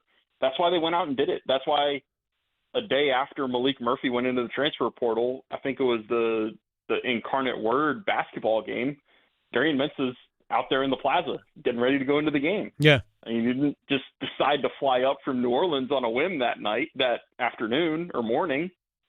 So you saw it early. It comes with the caveats of it coming against an FCS team, but that's exactly why Darian Mensah is at Duke. Conor O'Neill, Devils Illustrated, Deacons Illustrated, at Conor O'Neill _DI on Twitter. So you mentioned Cooper Barkate twice. So transfer from Harvard. And look, this is going to sound obviously gratuitous, but there was a little Julian Edelman about Cooper Barkate during the game, or Danny Amendola. Yes, I just used 2 short Caucasian wide receivers as an example, but that guy looks like he can legitimately play. So the fun part of this is Duke has gotten Ivy League guys in the past couple of years, and they've turned out to be really good players. Like Caleb Krings, I think I can't remember if he was an Elon or Ivy. They've gotten these guys from the Ivies that have turned out really well, but they've usually been like in the trenches guys or a linebacker. You don't think of the Ivy League as producing star skill players. But the thing you have to realize about Cooper Barkate is he played at Mater Dei out in California. I think for us at Rivals, we have them at number 1 in the country right now. Uh-huh. They're a powerhouse. Cooper was a legitimate 3-star, had offers to go play power conference football. He chose to go to Harvard because he wanted to go to Harvard. He thought he would be there for 4 years, and then he realized, hey, if I'm on the football team, I'm here in the summer, I can take summer classes, and he graduated in 3. So he's actually got 2 years of eligibility at Duke because he redshirted his first year at Harvard. But he's not your typical I think some people would just assume that a Harvard wide receiver who is the complexion that Cooper is would be slow. Right? No, and it's also not small. He's over 6 feet tall, so it's like maybe the comparison was ill advised. Maybe I should have compared him to Adam Thielen. I don't know. There you go. But he looks like looks to me like a legitimate threat all over the field. And look, good for Duke for finding a legit, I think, a guy who can make plays against anybody during a game. I realize it was just Elon. So let me kick this forward, Connor, to Illinois this week. Obviously, not only a Big Ten football team that you would assume is going to come here with beefy offensive and defensive lines, but there's a lot expected of Brett Bielema's team. They came in preseason top 15, no matter what poll you wanted to look at. What is the challenge for the Blue Devils this week? I think the first thing Duke has to do is they have to pressure Luke Altmaier. When you're talking about a guy who's in his 3rd year as a starting quarterback who has, I can't remember his stats from last year, but I think he was in the range of 20-some touchdowns and maybe only 5 or 6 interceptions. He's just become really steady. He's a bit of a fourth quarter whiz. I think in his Illinois bio, he's credited with 5 game-winning drives in the fourth quarter or overtime in his career. So he's a guy, like, Duke has to make him uncomfortable. If Duke cannot get pressure with either 4-man rush or bringing blitzes from different places, which we know Jonathan Packey loves to do. Right. If they can't get to him in time, it might be a long day for Duke's defense, which was not all that impressive against Elon. They had a couple problem areas. I mean, the quarterback run was a legit problem, as you said. So that's goal number 1. Goal number 2 is, I mean, it's one thing to bring back 16 or 18 or that high double-digit number of starters, no matter what you did the previous season. It's another thing to do that when you won 10 games. Like, this is a team that knows how to win and is old and experienced, and if Duke happens to take the opening drive down the field for a touchdown and then gets a turnover, it's not necessarily a team that's going to be phased. Like, this team, you're not going to have any panic like that. So it's going to be a 4-quarter game, as bad of a cliche as that is. And I think this does come down to which experienced team makes the game-defining play in the fourth quarter. Yeah, look, I have total confidence in the Blue Devils. I don't know, will they be able to match up against Illinois' offensive line? Is Duke going to be able to run the ball, which, as I pointed out before, other than 95 of their rushing yards on 2 carries, and the rest of the day were a bunch of 2-yard gains. So they're going to have to be able to run the ball against Illinois, and I just don't know if their defensive line, as good as it is, because I think it's a good one, but I think Illinois is probably going to try and run the ball down Duke's throat, no? So I think Duke's defensive line is a little top-heavy right now. I feel great about the top 3 defensive tackles they've got with Aaron Hall, Josiah Green, and Preston Watson. Feel great about Duke's top 2 defensive ends, Vincent Anthony Jr. and Wesley Williams. I think both could wind up on all ACC teams this year. You just don't know who the depth comes from after those. And Duke rotated a lot of guys at the defensive end spot and that 4th defensive tackle spot against Elon. And against a team with all 5 returning starters, all 5 O-linemen are returning starters, a Big Ten team that, even though Manny says the Big Ten has evolved past just playing brute football. I still think it does. You can't avoid some of the stereotypes that come with it. Right. And and look, Duke's linebackers have to be better than they were last week. I think collectively on Pro Football Focus, that was probably the harshest graded group across both sides of the ball on Duke for Duke. So I think Duke is going to have to prove it can stop the run, or the point I made about pressuring Luke Altmaier might become moot. Like if they put up 250 rushing yards on you, it's not going to matter whether you pressure Luke Altmaier because he's only going to drop back 15 to 20 times. All right, final thing for Conor O'Neill, Devils Illustrated, Deacons Illustrated at Conor O'Neill _DI. I know you paid attention Monday night. What are your thoughts on, like, is that this is basically the same question I've asked everybody after week one.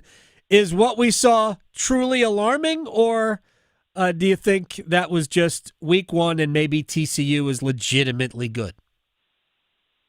I lean more toward the latter. Man, I'm really being glass half full today. You are very optimistic guy. That's why we have you on, Conor. It was a positive chat with Victoria before coming on, so that's where all the credit here goes.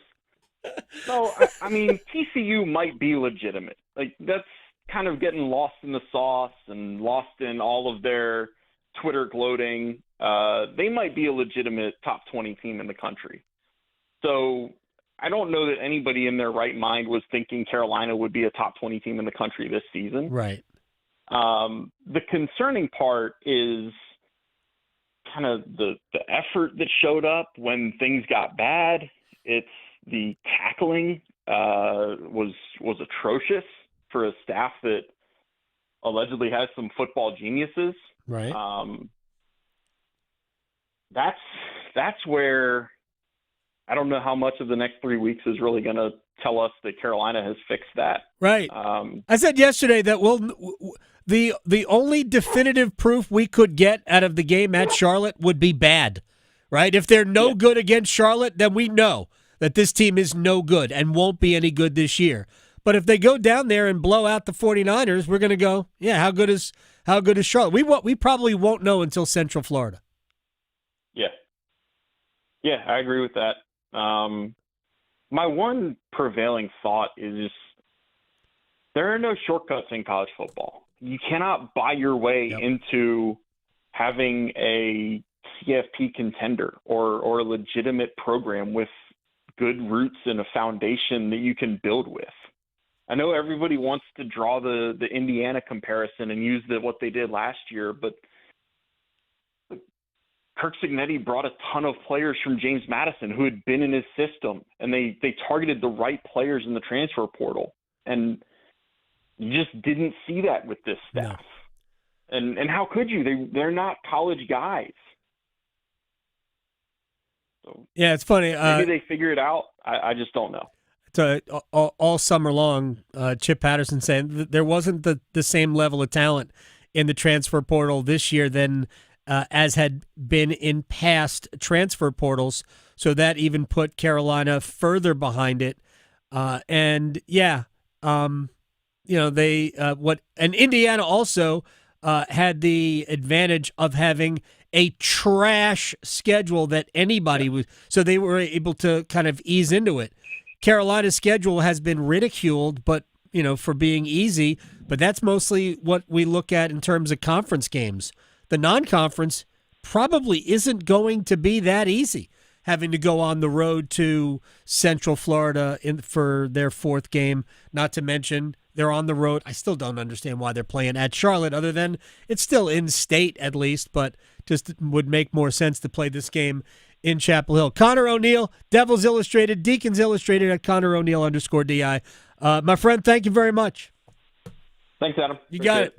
All right. Speaking of Bill Belichick, because I don't really know where else to put it, because we're not going to do all sound today, right? We're going to check in with the folks in the desert at MGM and kind of go through where some of the sharp minds, if you will, have invested in this football season. So we're going to do that at 2 o'clock in lieu of a wall of sound. And I don't really know where to put this other than right here, because we'll talk a little bit about the Tar Heels. And one thing Conor said before we get to Bill Burr's part of his rant on the Rich Eisen show. One thing Conor said, and I think he and I were talking about this, I was going to say offline, but it was online. It was on Twitter, where there are no shortcuts in football, regardless of the level of football. There are no shortcuts. And I do think that there were people who, like, connected to UNC, and there will be people who don't fall into this category. So it's going to sound like a blanket, a blanket accusation, but it's not meant to be. I think there are enough people with money in the program, investment, if you will, in the football program, that simply thought that by bringing Bill Belichick here, it was essentially rubbing the bottle, a genie pops out, and poof, you have great football. I don't believe Bill thought that. And I don't believe smart people about football, I don't think they thought that. But I do think that there were a number of people in the higher-ups, in the suites, that did. And this weekend was alarming for them. Never, I didn't think that they would get road graded like they did, but I also didn't think TCU was that good until I watched them. And you go, oh boy, they're big. Offensive line big. Receivers really good. Running backs were excellent. Quarterbacks really good. And they were better than North Carolina at almost every position. And you watch North Carolina and you go, I'm not sure they're all that good. Again, time will tell. But I think this was an eye-opening opener for them in not a good way. And I think there were a lot of people dunking on them because there was a fair amount of, we have gotten it, when we don't know. I'll take you finally back to what I said at the beginning of this whole experiment, because that's what it is. Bill Belichick is an experiment. Sort of like democracy. The people who don't think it will work are more likely to be right than wrong. I'm not declaring that it won't work. I'm simply saying I hope it does, because if it does, it's going to be amazing. But I don't know that it's any better than I don't know. I might be generous and say 40% chance. I think it's more likely to not work than work. Because I don't believe anybody in this process is invested for more than 3 years. Unless it really works. I don't think they're willing to stick with it beyond year 3. All right, now, Bill Burr, great comedian. A little harsh for a lot of people, but I get it. All comedians have, I'm not going to say weaknesses, but all comedians have part of their routine, part of their shtick that might rub people the wrong way. I love Dave Chappelle, and there are some things that he does that I'm like, I wish you wouldn't do that, because it's hard to embrace all of it. Right. Bill Burr is a little harsh at times towards women. Yeah. Right? He dabbles. Right. But this has nothing to do with that, and it is super funny on The Rich Eisen Show. What'd you think of Bill Belichick's first game as head coach of North Carolina? What'd you think of Joe Namath on the Rams? What'd you think of Johnny Unitas on the Chargers? What happened to that guy? What do you think of Lewis Hamilton driving a Ford Pinto? Dude, since when is the University of North Carolina even in the conversation of a college football powerhouse? Not at all. Exactly. And still not right now. Exactly. He's driving a mid-sized car, and he's going to try to he's got some curb finders on it. Can he have more than one game? Oh, look at that! Look at that look! That look on his face. Like, you guys, all this says to me is how much it bothered you that for 20 years you couldn't even enjoy the greatest NFL head coach of all time. Yeah. Did you see him lose the first game? No, I didn't. So good. There's about 6 minutes of that are just absolute, money from Bill Burr. Yeah, I loved every second of that. If you can scour the internet and find that and just enjoy it for, it's about 6 minutes. But there you go. All right, let's take a break. We'll stretch. We will place bets coming up. It is the first game of the NFL season. Next. Chapel Hill to Charlotte, Greenville to Greensboro. Your sports, his state. The Adam Gold Show on the North Carolina Sports Network. Hey, it's Adam Gold from my friends at FanDuel, America's #1 sportsbook. Week 1 is here, and FanDuel is making it even better with a chance to win a share of $2 million in bonus bets every game day. Here's how it works. Opt in, place an anytime touchdown bet on any primetime Week 1 NFL game, including tonight's Dallas game in Philadelphia, using your profit boost. And if the player you pick scores either the first or the last touchdown of the game, you earn a share of $2 million in bonus bets. FanDuel.com/AGS. Let's get going. 21 and over and present in North Carolina. Opt-in required. Must apply profit boost token on select market. Prize pool to be split equally among all eligible participants who made the correct first or last touchdown pick. Bonus is issued as non-withdrawable bonus bets, which expire 21 days after receipt. Restrictions apply. See terms at sportsbook.fanduel.com. Gambling problem? Call 877-718-5543 or visit morethanagame.nc.gov. For North Carolina high school seniors, the countdown to college is on. And at CFNC, we've got all the resources and information needed to get you on campus next year. Take College Application Week, for example. Did you know you can apply for free at many North Carolina colleges from October 20th through October 26th? Sure can. Don't miss the opportunity to save some money applying to college. And for more help, visit cfnc.org/C2C. Did you know? Atlantic hurricane season runs through November. From gathering necessary supplies to planning an evacuation route, now is the time to make sure you and your family are prepared. And if a storm damages our electric system, local public power providers are ready to respond and restore power quickly and safely. As a public power customer, you benefit from having an electricity provider that restores power faster than other providers do. Visit electricities.com for storm preparation tips and resources. At North Carolina Farm Bureau Insurance, you're more than a policy, you're family. With offices in every county, we're close by when it matters most. Our local agents customize coverage to fit your life. And our award-winning claims team delivers fast, quality repairs. It's no surprise Forbes ranked us the #1 auto insurer in America. North Carolina Farm Bureau Insurance. Helping you is what we do best.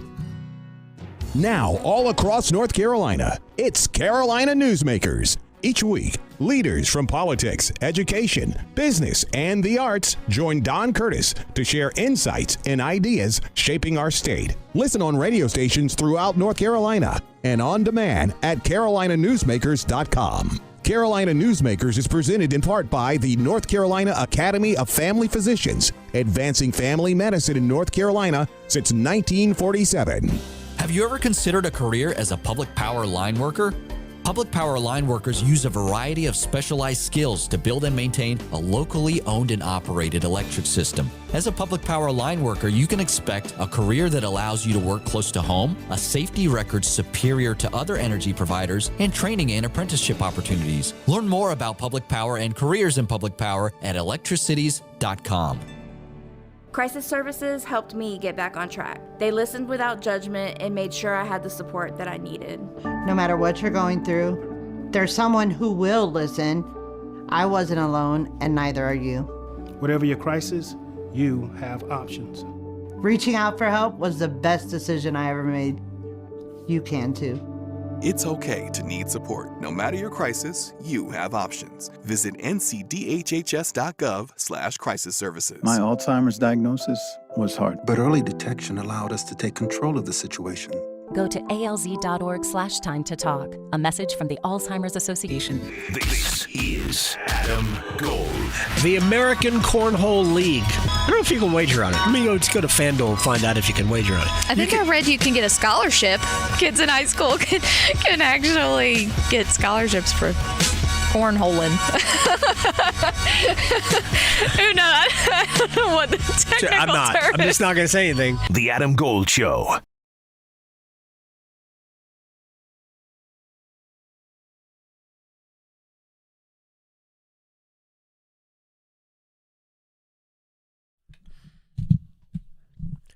It's the Adam Gold Show. I'm Adam Gold. Victoria's on the ones and twos.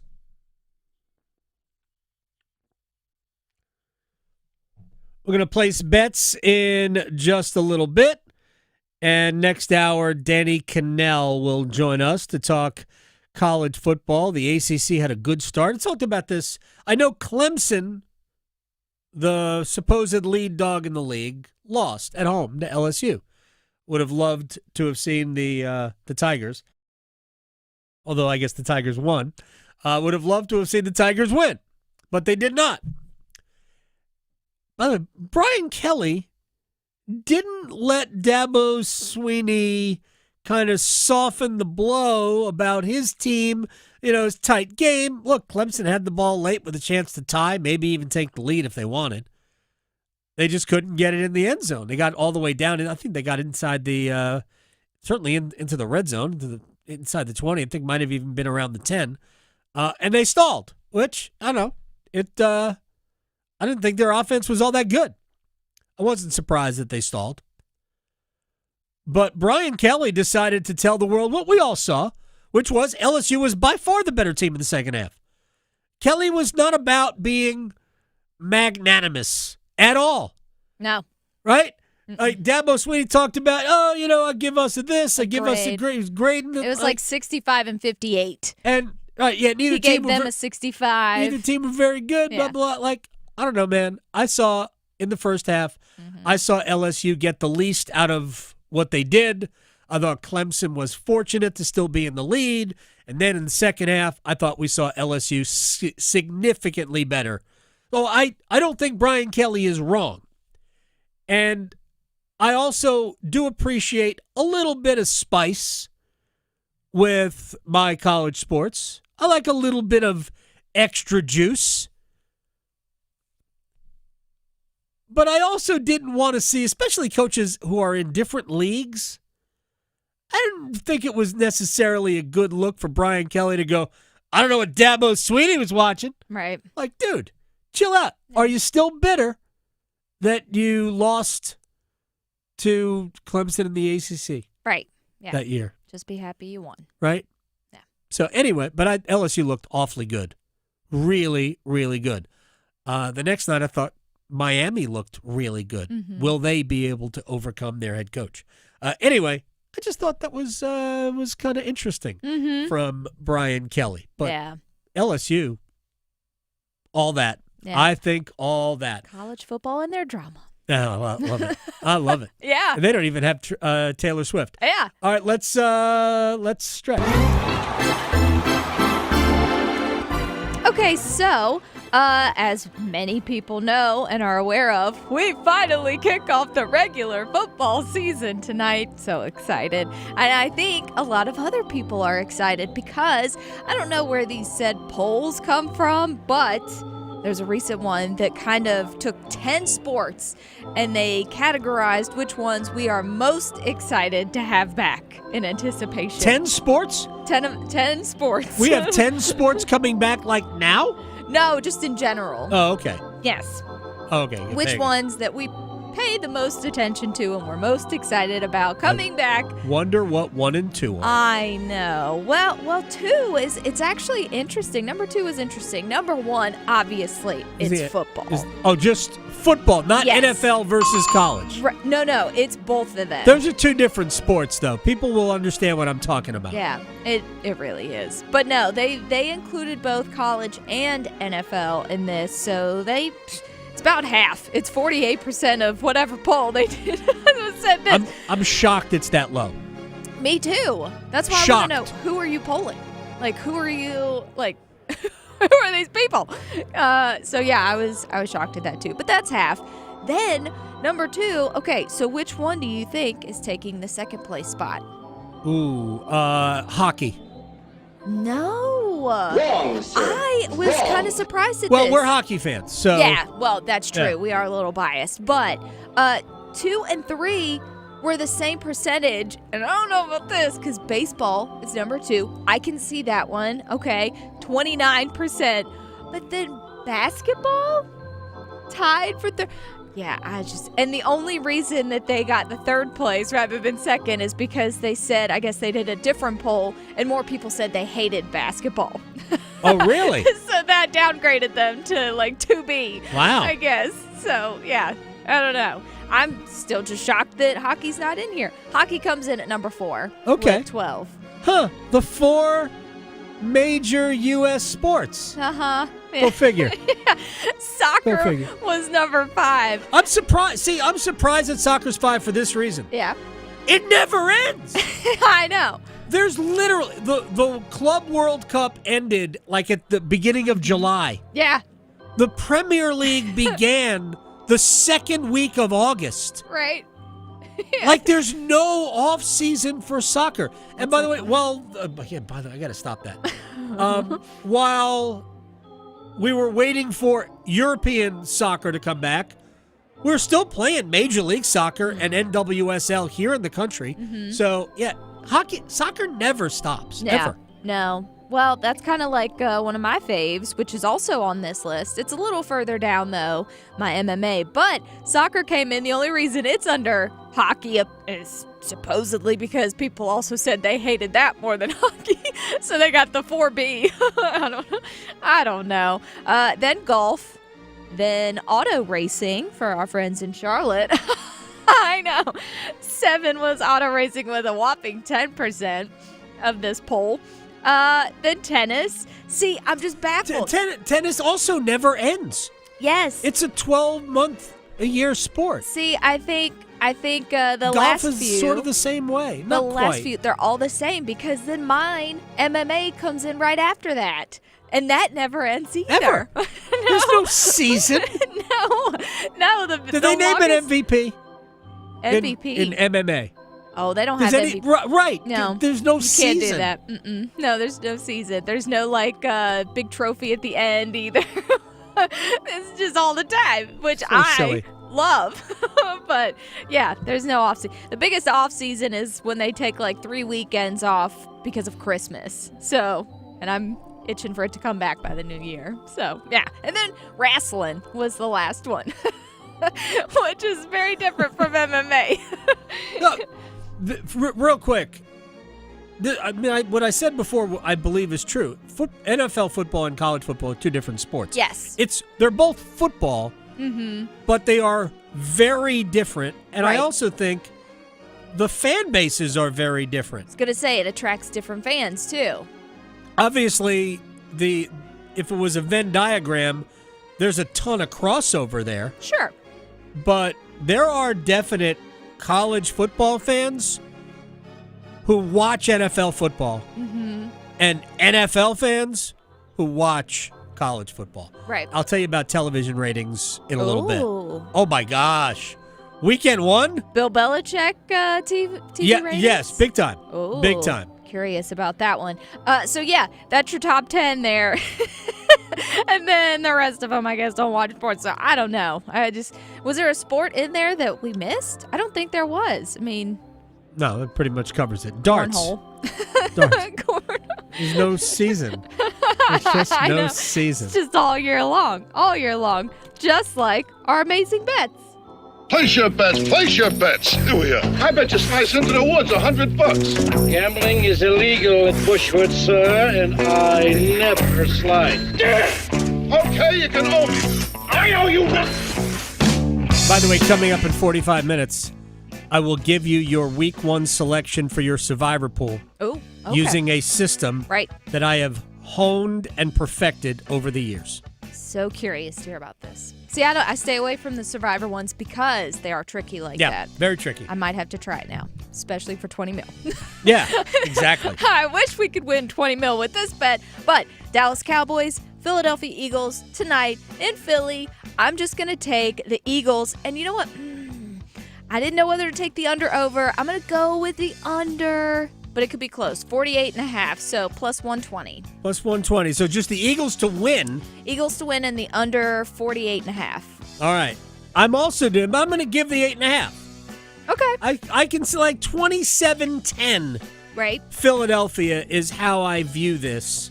And that is, I believe, what was that? That was like 280 or something like that. Okay. Plus 280.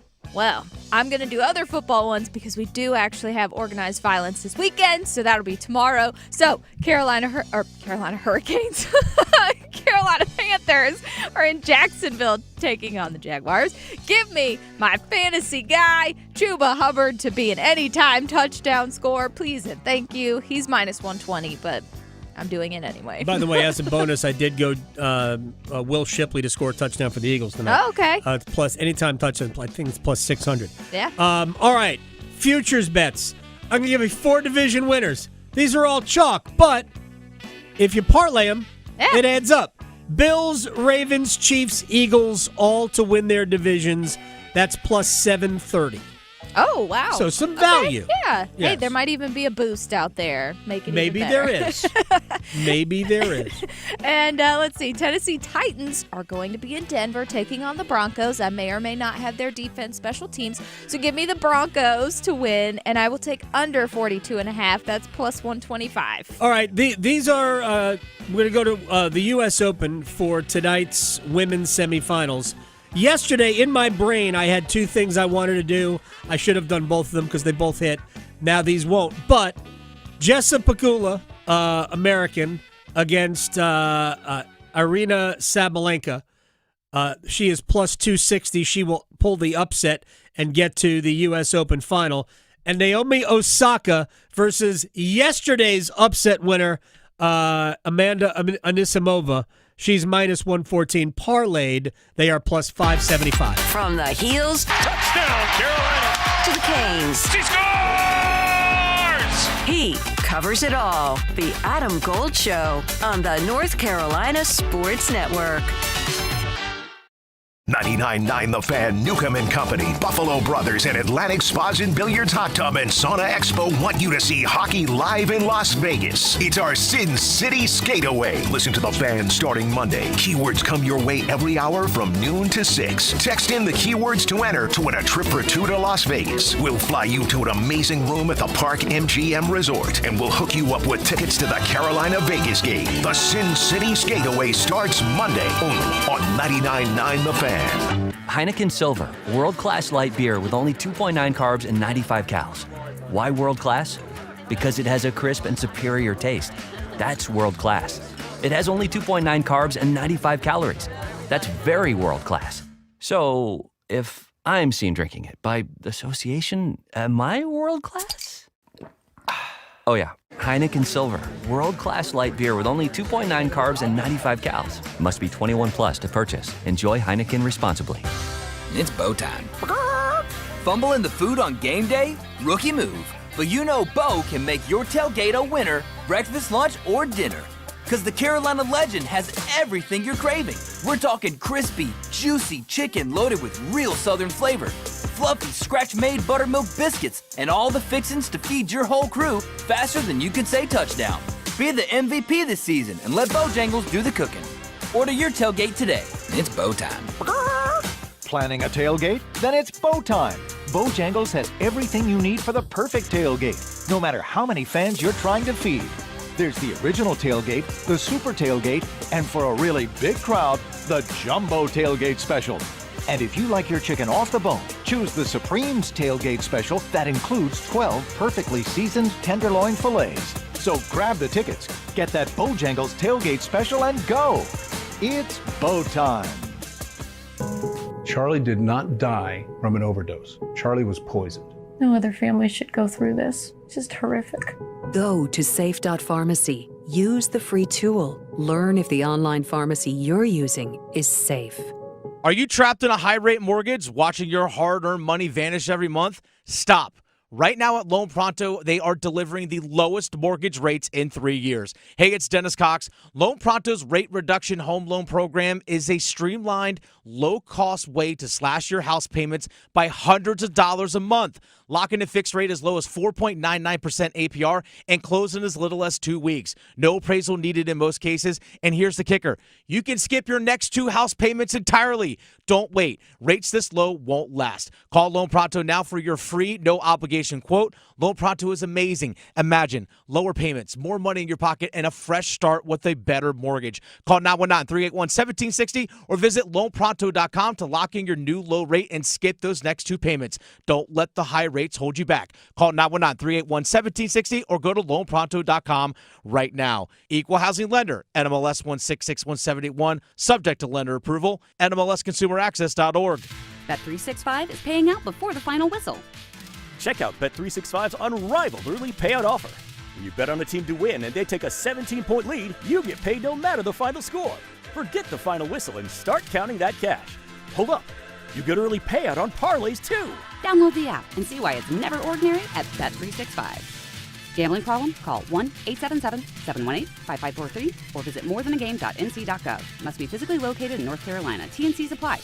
This hour of the Triangle Sports Leader is powered by Ritchie Law Firm, injury lawyers. Ritchie Law is on top of it. Go to ritchielaw.com. Get in the hole! That's ritchielaw.com. Broadcasting live from the Lenovo Studios. WCMC HD1 Holly Springs. 99.9 The Fan. The Triangle Sports Leader. You're listening to The Adam Gold Show. Since 2007, and 2007 was Nick Saban's first year at Alabama, but since then, the 2008 and on, when Alabama was favored by at least 14 points, Nick Saban was 131-2. Didn't lose, right? 133 games, he won 131 of them. 131-2 when favored by at least 14 points. Kalen DeBoer has been in 8 of those games. He's 4-4.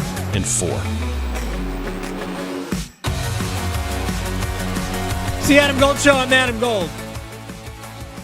Danny Kannell in just a little bit. Going to check in with the folks at the MGM in Vegas in advance of the NFL season opener tonight. We will get to Lamarr Mitchell in just a couple, and then coming up in about 40 minutes or so, for those people who are into survivor pools, I mean, I assume this is Vegas based, but there is a group that has a $20 million survivor pool. I mean, it's not cheap to get in it, but it's significantly less probably than you might think. But if you are the lone survivor, hence why they call it a survivor pool, $20 million. The catch is that the Thanksgiving Black Friday games are considered its own week, and the Christmas Day games are considered its own week. So you must have at your disposal one of those teams left on both of those 2 days, or in the case of the Thanksgiving Black Friday, 2 days. But you, for those slates of games, 4 games around Thanksgiving and Black Friday, and then 3 games around Christmas Day, you must have, though, you have to be able to take at least one of those teams. So, harrowing. 20 weeks to kind of come up with it. I went through the divisions, and as we wait on Lamarr Mitchell, went through the divisions. And I found it quite interesting that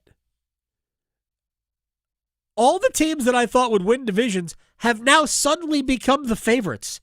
And that's obviously bad for me because, if you're looking for value, you're probably not going to find great value. But I thought I would go through it.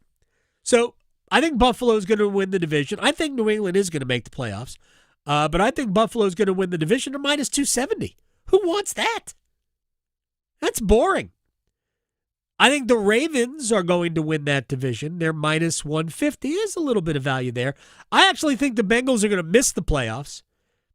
They're plus 250 to win the division. The Steelers are plus 550. I love Mike Tomlin. What a give and take that is. Rooting for Mike Tomlin or against Aaron Rodgers? You decide. The AFC South, Houston is plus 115. So the favorite, but not favored, if you will. Jacksonville is next.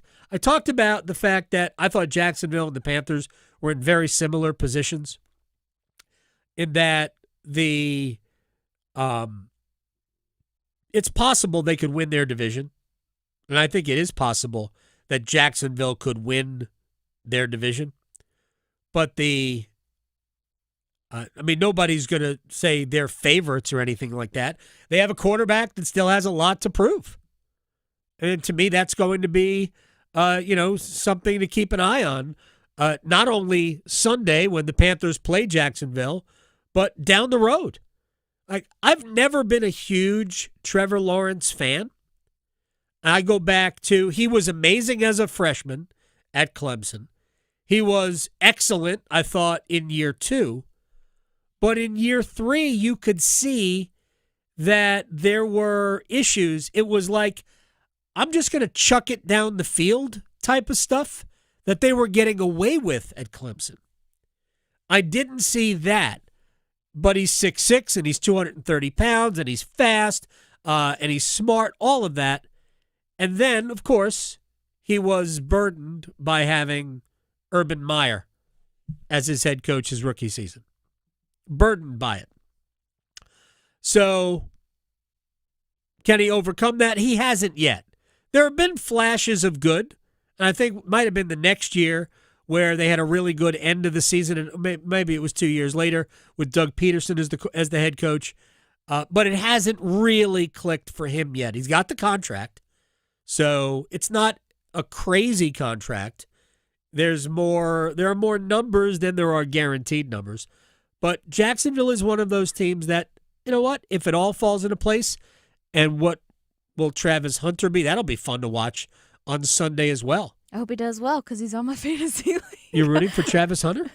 I guess. Not today, but just in the future. So, I talk to, I have friends and they play fantasy sports, and some of them don't play because they don't want to root against their own team. I get that. Yeah, I play, my son's in a fantasy football team now, and I'm going to sort of help him because he doesn't watch football at all.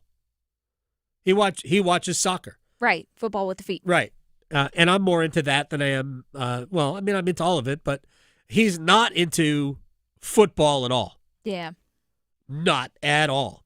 So he doesn't know, and I frankly don't know either. Kansas City, I think, is going to win the West. You can make arguments for Denver or the Chargers. Denver's got better odds than Los Angeles, plus 290 versus plus 340. The Chiefs are only minus 110. Oh, wow. Because that division is good. Yeah. In the NFC, the Eagles are minus 145 to win the NFC East. Washington is the next choice at plus 220. Dallas is a better bet than the Giants, but plus 700. Part of that is the Eagles. Part of that, obviously, is the Cowboys. Mm-hmm. The North is Green Bay now as the favorite. Not favored, but the favorite. Plus 165 for the Packers. The Lions are plus 180. The Vikings are plus 360, so 3.5 to 1 basically, for the Vikings. Man, if J.J. McHenry is good. J.J. McCarthy. Not J.J. McHenry. Yeah. He's a golfer. If J.J. McCarthy is good, Vikings aren't a bad pick to win that division. The Bears are plus 600. Tampa is the favorite to win the South, minus 105. The Falcons are next. The Panthers are plus 420. And then in the West, San Francisco is actually the favorite. Finished last year. Yeah. Well, They're plus 150. If McCaffrey can stay healthy. Yeah, McCaffrey has to stay healthy. Also, more than McCaffrey, doesn't Williams, the left tackle, doesn't he have to stay healthy? That helps. Because their record with him out of the lineup is way worse than with any other starter out of the lineup. They need Trent Williams to be healthy. All right, when we come back. Sure. Yes, Lamarr Mitchell at 2:15. We've already spoken to him? Yes. We're good? Okay. Behind the scenes. All right, He was just a little delayed. Lamarr Mitchell at 2:15, Danny Kannell right after that. And then I will help you win your Survivor Pool. I will guarantee your Survivor Pool championship. Coming up next. Talking sports, dropping truth. The Adam Gold Show on the North Carolina Sports Network. When you crave the best in college football action, you'll find it on 99.9 The Fan. Ohio State has won the national championship. The ACC, the SEC, the biggest matchups will be found here. Manning gets the snap. He's stopped at the line of scrimmage. Ohio State turns him back inside the one. The nation's #1 defense stands tall again. College football on The Fan is powered by Wake Men and Preserve Services. Hey, it's Adam Gold from my friends at FanDuel, America's #1 sportsbook. Week 1 is here, and FanDuel's making it even better with a chance to win a share of $2 million in bonus bets every game day. Here's how it works. Opt in, place an anytime touchdown bet on any primetime Week 1 NFL game, including tonight's Dallas game in Philadelphia, using your profit boost. And if the player you pick scores either the first or the last touchdown of the game, you earn a share of $2 million in bonus bets. FanDuel.com/Adam Gold. Let's go. 21 and over and present in North Carolina. Opt-in required. Must apply profit boost token on select market. Prize pool to be split equally among all eligible participants who made the correct first or last touchdown pick. Bonus is issued as non-withdrawable bonus bets, which expire 21 days after receipt. Restrictions apply. See terms at sportsbook.fanduel.com. Gambling problem? Call 877-718-5543 or visit morethanagame.nc.gov. Finding great candidates to hire can be like, well, trying to find a needle in a haystack. Sure, you can post your job to some job board, but then all you can do is hope the right person comes along, which is why you should try ZipRecruiter for free at ZipRecruiter.com/free. ZipRecruiter doesn't depend on candidates finding you. Its powerful technology identifies people with the right experience and actively invites them to apply to your job. You get qualified candidates fast. So while other companies might deliver a lot of hay, ZipRecruiter finds you what you're looking for. The needle in the haystack. 4 out of 5 employers who post a job on ZipRecruiter get a quality candidate through the site within the first day. ZipRecruiter, the smartest way to hire. And right now, you can try ZipRecruiter for free. That's right, free. Just go to this exclusive web address, ZipRecruiter.com/free. That's ZipRecruiter.com/free. ZipRecruiter.com/free. What? New scratch-offs are out? That means new chances to become a North Carolina Education Lottery Winners Club member. Yeah, in the Winners Club, I'll reinvent myself. I won't go by just plain Todd. I'll go by Toddrick. I'll get a gold jacket, play my saxophone again. I'll stop and smell the flowers, call my mom more. Ugh, wrap it up, Todd. It's Toddrick. This month's scratch-offs pack over $78 million in total prizes. The Winners Club awaits. Must be 18 to play. Approximate overall odds of winning range from 1 in 3.76 to 4.98. Problem with gambling helpline 877-718-5543. Welcome to Take 5 Oil Change. Thanks. Got my seat cushion, crossword puzzle, and oh, can't forget the hand sanitizer. Okay, show me the waiting room. No need for all that. You can stay in your car. I'll stay in my car? Get out. Yep, you stay in. It'll just be 10 minutes. 10 minutes? Get out.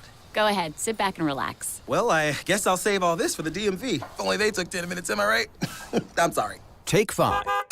The stay-in-your-car 10-minute oil change. Actual price will depend on product and subscription plan. Featured products are compounded drug products, which the FDA does not approve or verify for safety, effectiveness, or quality. Prescription products require an online consultation with a healthcare provider who will determine if appropriate. See website for details, restrictions, and important safety information. Want a boost in and out of the bedroom? Hims has you covered. Introducing a new 2-in-1 approach to level up your game. Tadalafil for better bedroom performance and zinc for testosterone support. Turn things all the way up and find affordable treatment options at up to 95% less than brand names at hims.com/joy. That's hims.com/joy. This is Adam Gold. You know, soap attracts dirt, right? That's what soap does. It attracts dirt. Right now, Bill Belichick is soap. That's what he is. Yeah. He's soap. Yeah. He's attracting all this dirt. Or he's like an overripe banana and it's attracting all these gnats. The Adam Gold Show.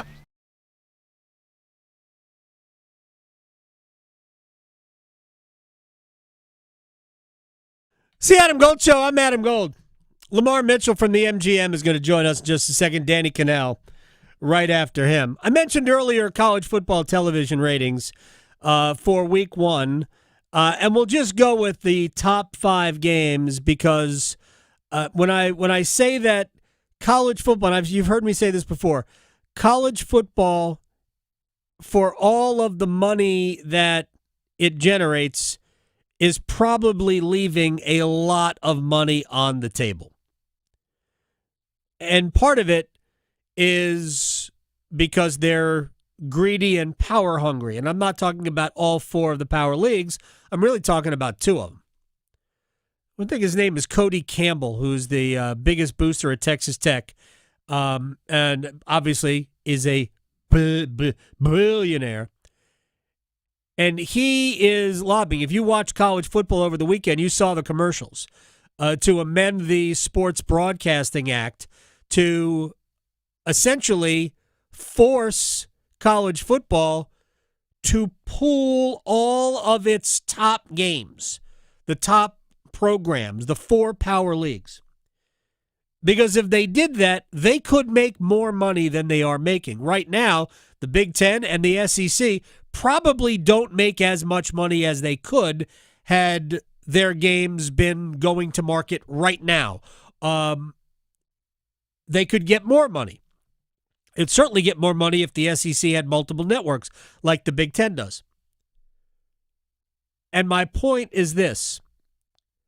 If you look at the ratings from the top 5 games of this weekend, you would see just how popular college football is. The 5th most watched game of the weekend was TCU and North Carolina. That was on ESPN. It was not on an over-the-air network. 6.1 million people saw that.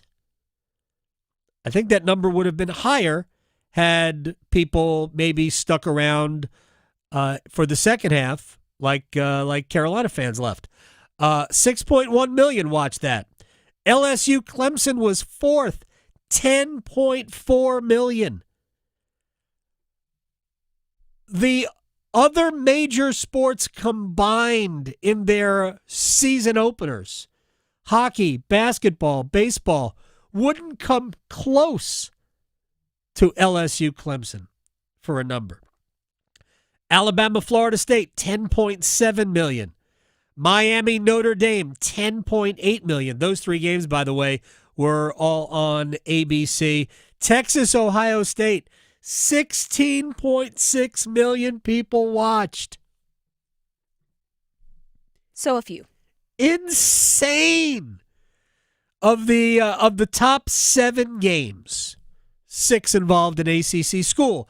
And I'm not saying that the ACC was the draw, but based on the way the ACC will distribute revenue now, it didn't hurt even Georgia Tech, who played at Colorado on Friday on ESPN in a game that drew 3.7 million people. Just saying. On a Labor Day weekend, on a Friday night, 9 o'clock start in the East. Georgia Tech. People love college football. All right, Lamarr Mitchell is joining us from the MGM. where he has the title of Director of Trading. Do you make a lot of trades? Are you good at fantasy football trading? Well, thanks for having me. And according to my wife, I'm terrible with that. So yeah, exactly. We all are. Not allowed to play fantasy football. So yeah. You have a lot more restrictions probably than the average husband when it comes to these things. All right, I want to dig into a few things here.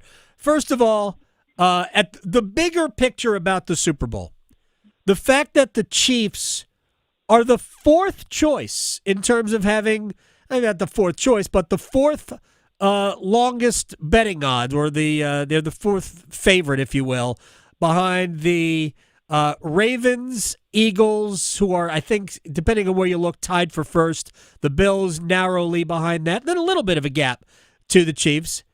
What kind of action has there been on Kansas City? Because they are giving you a little bit more value than you've gotten in the past. Yeah, absolutely. I mean, our top choice betting-wise, and I was just looking at this a day or two ago, is the Bills. And, everyone thinks it's the Bills' year. They've improved, and this could be their year. But when it comes to Kansas City, great value at 8-1, but the public really hasn't backed them the way they have before in the past. And, we're seeing even more action on the 49ers, who, when you think about it, they might have an easier path to get to the championship, right? In the conference that they're in. But, the AFC, when you have the Ravens and the Bills and the Broncos, it's a tougher path.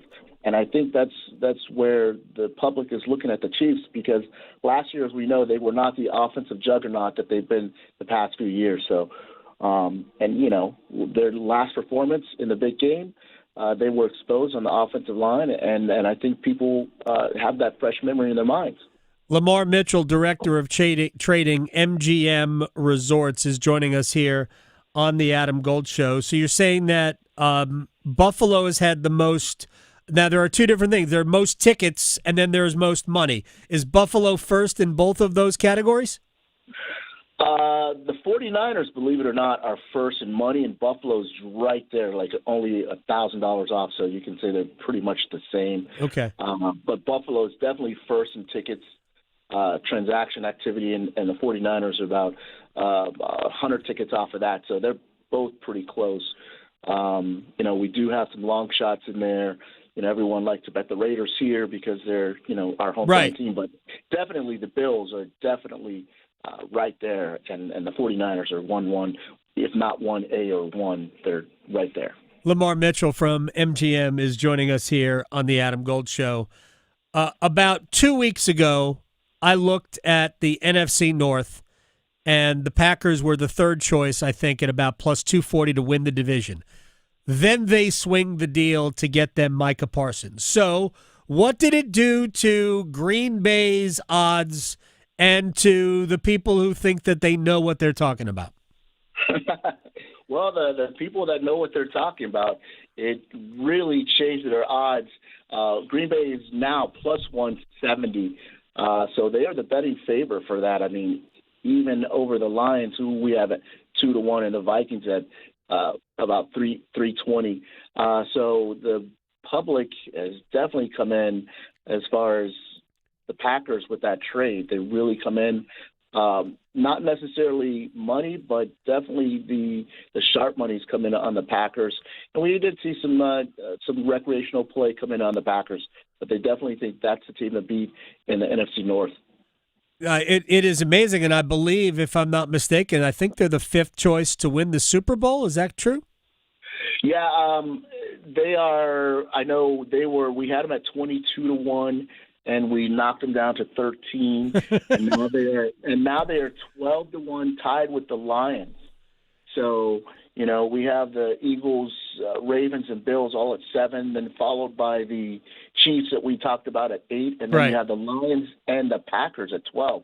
So, yeah, it's a huge trade for them. If they can keep Jordan Love healthy, and that defense was a pretty good defense last year. The public definitely thinks this is a team that's in play for the championship. Isn't that normally something reserved for the addition of a quarterback? I mean, I'm not saying that Micah Parsons doesn't impact the game. He absolutely does. But isn't movement in a line to that degree? Isn't that usually an offensive player who does that? Oh, you're 100% correct. We were having that discussion right when the trade went down. A couple of the guys in the office were like, they said the exact same thing that you just said. And we were like, hey, this is the market, and the market's telling us that his impact is basically the same as a quarterback. And some people don't believe that. But if that defense holds up the way it does and the quarterback stays healthy, they have a really good slew of offensive receivers there. So anything's possible. And you're looking at a division where the Lions lost their offensive and defensive coordinator, going with the new coordinators on both sides. And so this is a good spot for them. And putting that additional piece on the defense is almost like putting that quarterback or that receiver or that running back, but mainly quarterback. And it's something that we debated the entire 24 hours once we found out about it. Two more things for Lamarr Mitchell, MGM Resorts Director of Trading, as the NFL season kicks off tonight, because obviously it goes one way for the Packers. How much did it go the other way? I mean, the Cowboys were probably they were a long shot anyway, but how far did it send the Cowboys plummeting in those markets? Oh, absolutely the same thing. I mean, you said the Cowboys, it went south for them. No one's a believer in the Cowboys at this point with that trade. We had them at 50-1 and dropped them down to 60-1. So not a big drop, but still a pretty good drop when you're considered a long shot to win the big game. And then in that division, we moved them down to almost 7-1 in that division. So it based on the market, it appears that it's a two-team race in that division, and the Cowboys are not one of the top two teams in that division based upon the market price. No, I don't believe they're one of the top two teams in that division either. I actually think the Giants are going to be better than the Cowboys this year in a worst to first. I don't think the Giants would be a terrible pick in a worst to first, but you're also counting on a lot of things going wrong with the Philadelphia Eagles, who could probably fake their way to 12 wins. Lamarr Mitchell, final thing for you, sir. NFL Rookie of the Year, at least on the offensive side of the ball, seems to me, I mean, obviously a lot of people think Cam Ward, but what about Travis Hunter? And I mean, could he win? Do they give out two different awards? Could he win the offensive and defensive Rookie of the Year? That's a good question. I mean, he's fourth choice on the board right now for offensive Rookie of the Year. We have him at 10-1. Ashton Genty is a favorite, and Cam Ward, which is unbelievable. You would think a quarterback would be the favorite, but it's Genty and then Cam Ward, followed by Omari and Hampton. Yeah. And then we have Travis Hunter. So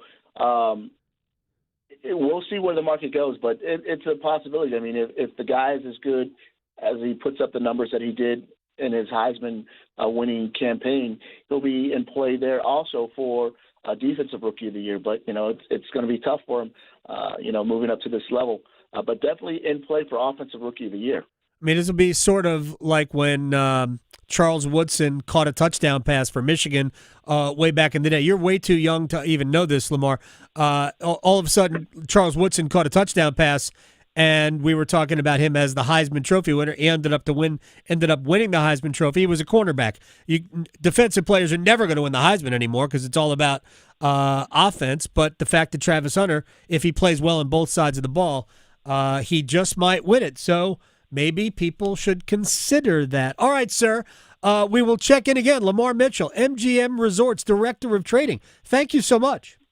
Hey, thanks a lot, guys, and have a great weekend, and good luck this season. Absolutely. Appreciate your time. I didn't even mention Teteroa McMillan is plus 1,400 as Offensive Rookie of the Year.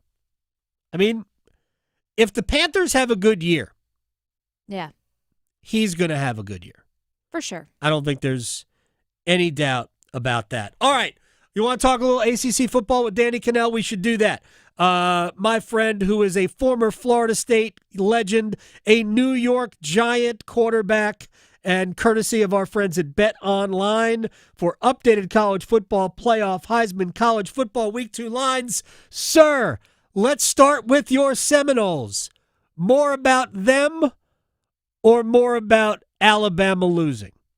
Oh, that's a good one to start with, Adam. I think it's both, right? I mean, I think it's both. I mean, I was there at the game, and it was therapeutic. It was cathartic. It was exactly what Florida State needed, but it was exactly what Kalen DeBoer's worst nightmare. Yeah. You know, like coming into that game, I felt if Florida State would have lost by a field goal, no matter how the game looked, I think Florida State fans would have been like, thank goodness we're competitive. And if you saw Alabama lose in overtime, you knew their fans were going to be upset. But the fact that they lost by 2 touchdowns and got pushed around, that's what makes it such a big deal. That's what makes it so devastating for Alabama. So I still happen to think Alabama can be good, but they've got some serious soul searching to do as far as effort is concerned. They've got to figure out their quarterback, who I don't think was a problem, but that offense was not explosive by any means. So I think it was both. I think it was a huge win for Florida State, and I really think it was a rough loss for Alabama. So let me just take this because, look, there's another conversation about Kalen DeBoer. It's not Seattle. Tuscaloosa is a different place, and I've heard some rumors that their NIL game doesn't match those of like the LSU's or Georgia's or certainly Texas A&M's of the world. With all of that aside, I really want to focus on Florida State because I know you're an ACC guy. I'm an ACC guy. I ditched my old school Maryland because they just, they bought their way into the Big Ten. But this is a great result for the Atlantic Coast Conference because I think Clemson will be fine. I don't know how great they are, but Miami looked good. If you get those 3 schools playing good football, that speaks volumes for the strength of the ACC. No doubt. You want your big brands to be relevant. And really, you've had 2, like Clemson and Florida State have had nice rivalries where they were both on level playing field, but then Miami would be down. You know, you'd have Clemson's really held their end of the bargain. It's really been Florida State or Miami, which has been a little bit more inconsistent. Last year, Miami was a 10-win team. You know, that's a pretty good win, but Florida State was a 2-win team. It just, for the first time, it feels like 3 of the heavyweights. And I don't want to diminish everybody else because I think Louisville's good. I think Georgia Tech is good. You know, I think there's other good teams there. But really, when you talk about you need eyeballs on the conference, and the ratings would back this up, some of the highest rated games this weekend of the top 3, 2 of them featured Florida State and Miami. Yep. And that had something to do with the opponents, clearly playing Alabama and Notre Dame. Those are blue blood opponents. But it matters that you had that many people watching and that you saw really good high-end football. I thought it was an emphatic – let me correct that. I thought it could have been an emphatic weekend. If Clemson would have won, could have been an emphatic statement win for the ACC. I still think it was a really good opening weekend. And like you mentioned, Clemson didn't get embarrassed. They lost to a really good football team that we're probably going to see in the playoffs. They have some work to do, but I thought it was a really, really solid opening weekend for the ACC. Let me get to Clemson LSU with Danny Kannell, thanks to our friends at Bet Online AG for updated college football playoff, Heisman, and college football week 2 lines. Go check them out. Is Brian Kelly like on back order at the jerk store? He couldn't let Dabo just paint a pretty picture for his fans about really a terrible second half. Brian Kelly had to go all scorched earth and say, I don't know what game he was watching. Like, yeah, your team's great. Let Dabo say what he wants to say. Yeah, everybody's so sensitive nowadays. I mean, and I'm sure he was played back that quote or somebody told him the grade, and in the moment he was gloating, felt like he could take that shot. Dabo must not have watched the second half, and that's kind of part of the territory of college football right now. Unfortunately, there's just a lot of stuff that guys take personally. I will say it was very clear that Brian Kelly had heard all of the criticism, and not only heard the criticism, but the fact that they hadn't done well in openers and week one openers. And so for him to get that, I think he's feeling himself a little bit, deservedly so. I think it's probably a little bit made more up, of it than it was. But I'll say this, he better be careful, because if Clemson fixes a couple things and they're right back where I think most people think they are, we could see a rematch of that game between LSU and Clemson. And oh boy, wouldn't Dabo love to bring that quote back to show his locker room? That could make an interesting little side note if we see those teams meet up again down the road. You put that right on the front door as Clemson enters the locker room wherever that game will be played. Danny Kannell, let's see, SiriusXM, CBS Sports, and of course, the Cover 3 podcast. I talk every week with our friend Chip Patterson. And Chip had been talking about Clemson, Cade Klubnik, best returning quarterback in the country. And I want to preface this by saying Chip is almost always right. So he may, in the long run, be right. You sound skeptical when I said that. He may, in the long run, be right. I have been a Cade Klubnik doubter since watching him play as a freshman. Even last year, I know what the numbers said. I never felt that Cade looked like one of those quarterbacks, a guy you would take in the top 10 picks of an NFL draft. I had my suspicions confirmed watching that LSU game. You played the position at a high level. What do you see with Cade Klubnik? So I've been a big fan of Cade Klubnik. I have been one that's put, our buddy Tom Fornelli has been a critic, much like yourself. Some of the numbers are sort of jarring, not only for Clemson, but for Cade Klubnik versus the best competition. Now, last year we saw him with that abysmal game versus Georgia, and everybody threw him out, was like, he's garbage, Clemson's not going to be any good. And then he came back and played really well statistically through the back end of the season. But the big moments, like, it's kind of another criticism I have of Drew Aller, who I think physically is more impressive than Cade Klubnik, but Drew Aller tend to vanish on the big stage. And I thought that was an opportunity for Cade to go out there toe-to-toe with another quarterback who I think is one of the best in the country and, get the big win. He had a chance to drive the team down there for one of the, for the game-winning, game-tying drive, which would have been huge. And I thought he had answered a lot of those critics, because I thought he played great against Texas in the playoffs last year.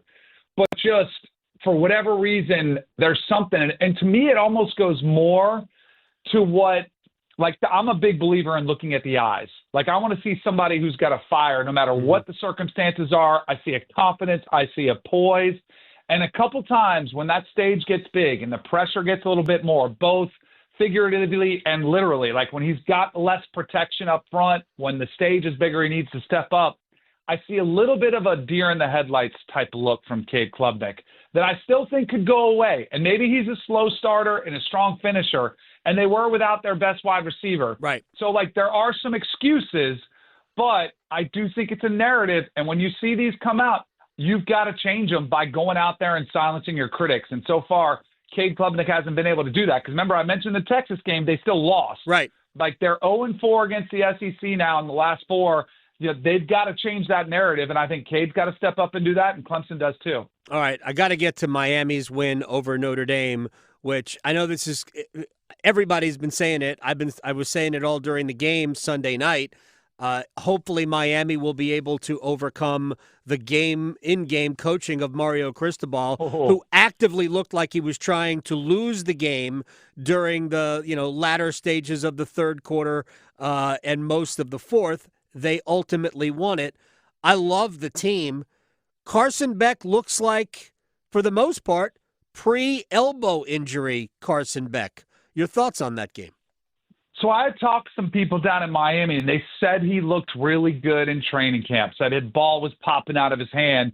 And I was like, I got to see it. And it did. I agree with you. So not only physically the way he impressed, but I thought he was the most poised from the pocket of any quarterback that I watched this weekend. And that includes Garrett Nussmeier. And Garrett Nussmeier played great in that game. And Carson Beck had great offensive line play. He was very comfortable in the pocket. He didn't get a lot of pressure. But I just thought his poise, his stature, and maybe more importantly, just the effortless motion. He does a very efficient motion. It looks easy, and the ball does pop off of his hand.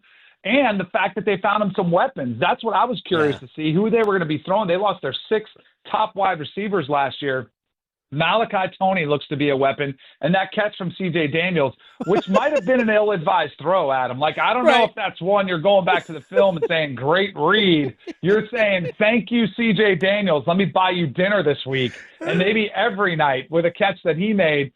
So I was really, really impressed. I was a doubter of Miami, but I felt like going into that game, if they would have won it, it would have completely changed my look as well as their own look at themselves. I'm a big believer in Miami now. I was not in the preseason, but it doesn't take me long sort of get on board and admit I was wrong. I thought they answered a lot of questions that I had about them. And so, but the one thing you mentioned, boy, Mario Cristobal, not only at the end of the game before halftime, he got very conservative. He's got to let his coordinators do their thing and get out of his own way, or else it's going to come back to burn him again. Yeah, one more thing, and I know we have a heart out here, so let me just get right to it. Danny Kannell, thanks to our friends at betonline.ag. Biggest game of the week for me coming up is Duke's home game against Illinois. Illini are a 3-point favorite, thanks to that fabulous website.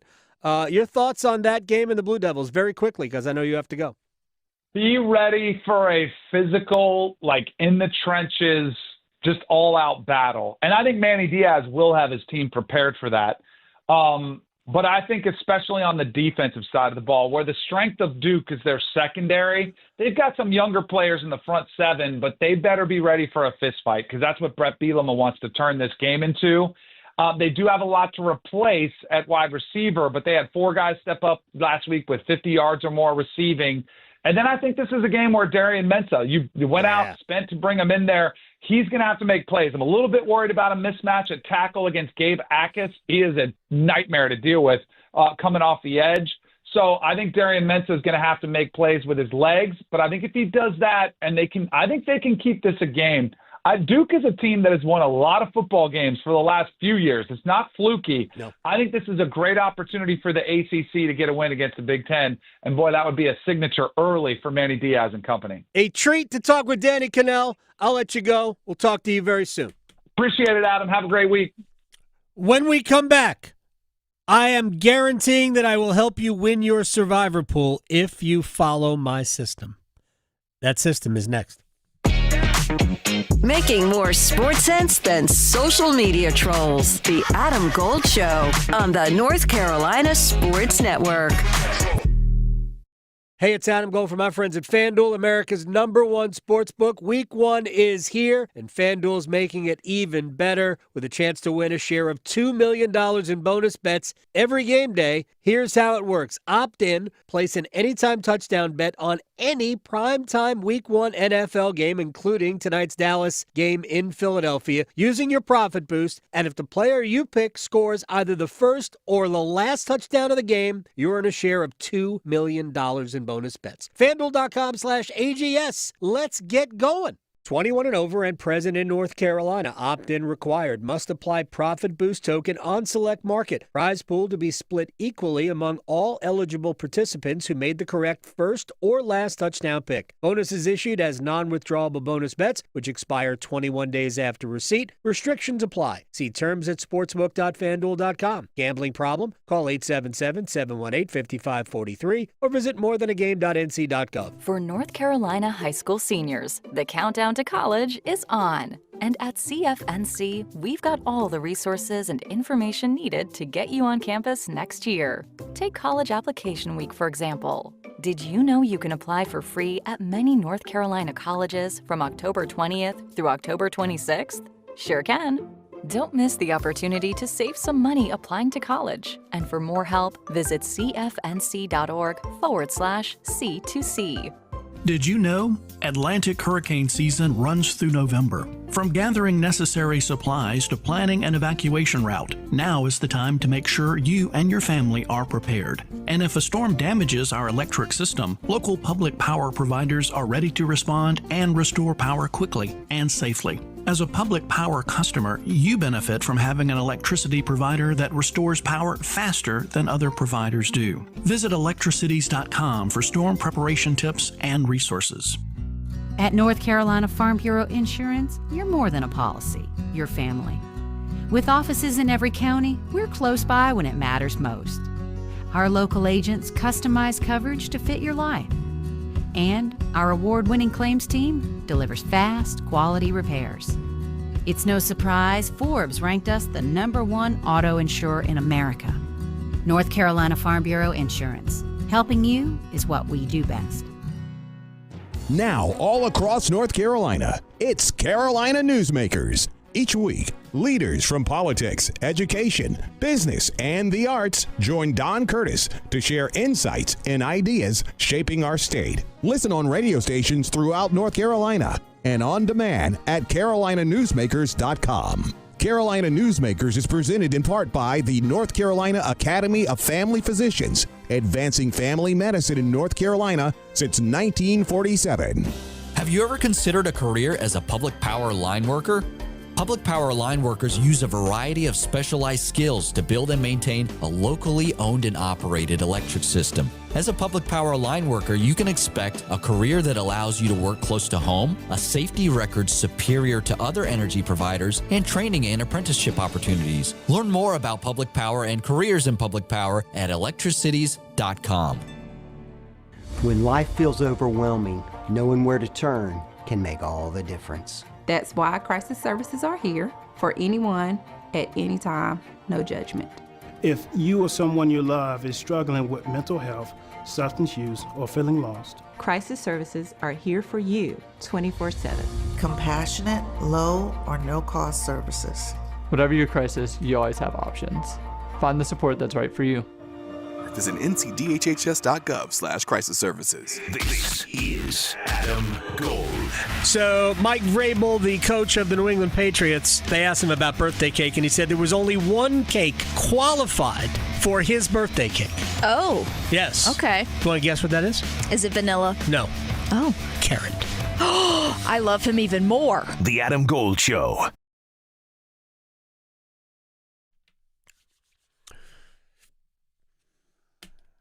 All right. It's the Adam Gold Show. Been waiting all day for this. So there's a company in Vegas that's doing a $20 million survivor pool.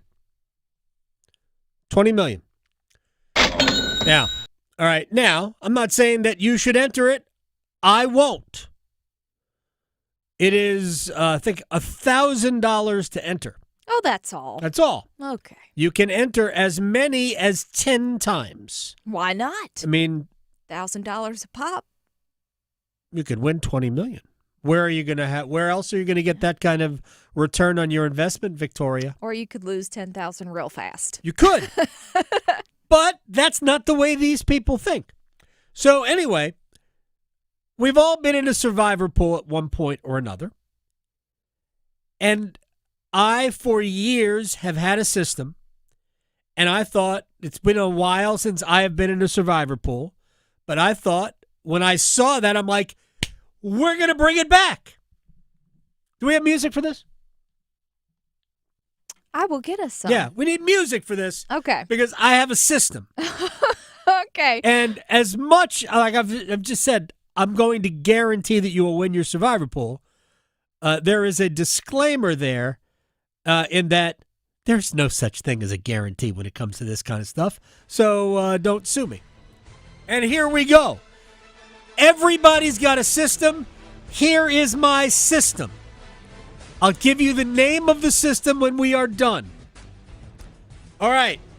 We start. I have 5 rules to follow when you have a survivor pool. 5 rules. It's going to be hard to follow every one of these rules every week. But I'm telling you, this will increase your chances of winning. The first rule is very simple. Home teams. Take home teams. The worst teams in the league who are going to win 3 times, it's probably going to be all home games. Don't risk it. Like if you have to, if you have no other options, okay, be careful. Home teams. H.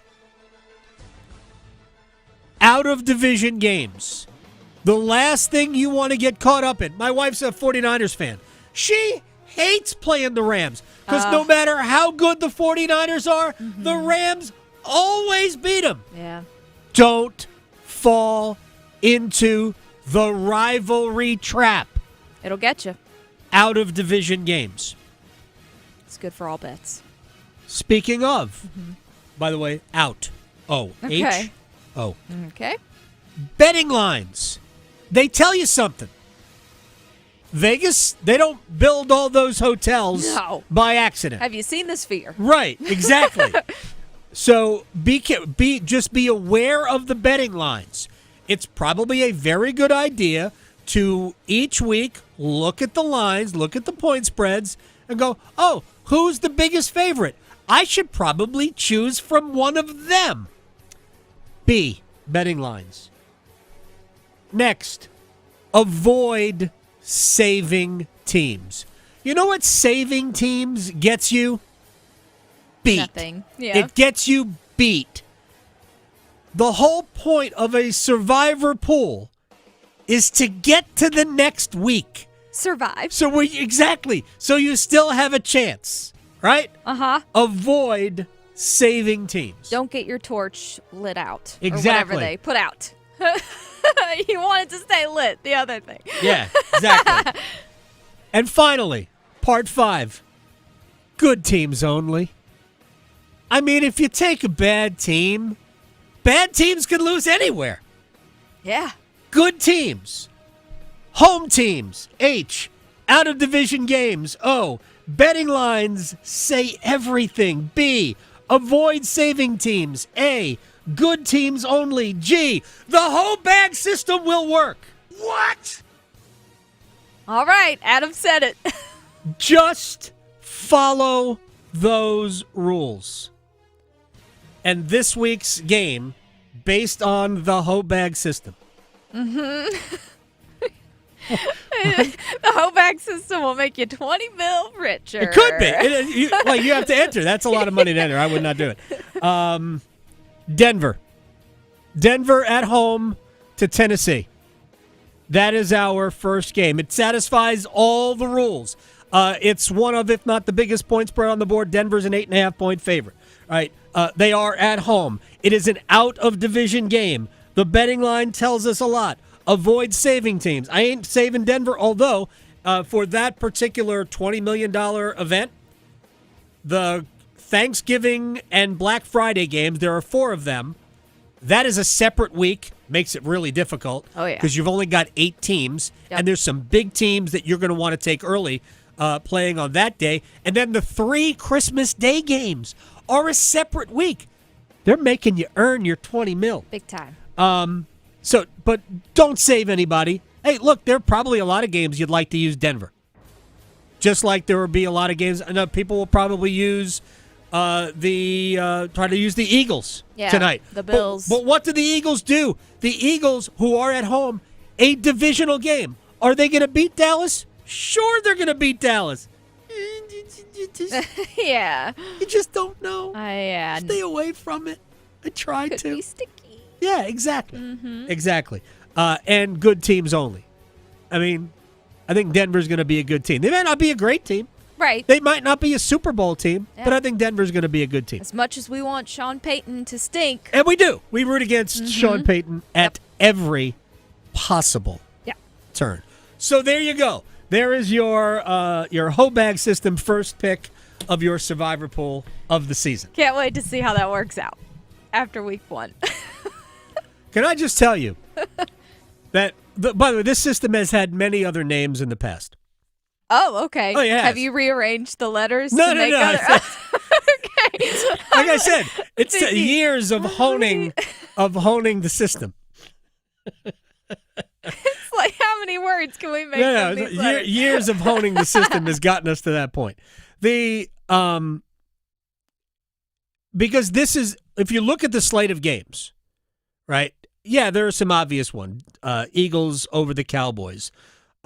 But after you get past that one, the game that I'm using, Denver and Tennessee.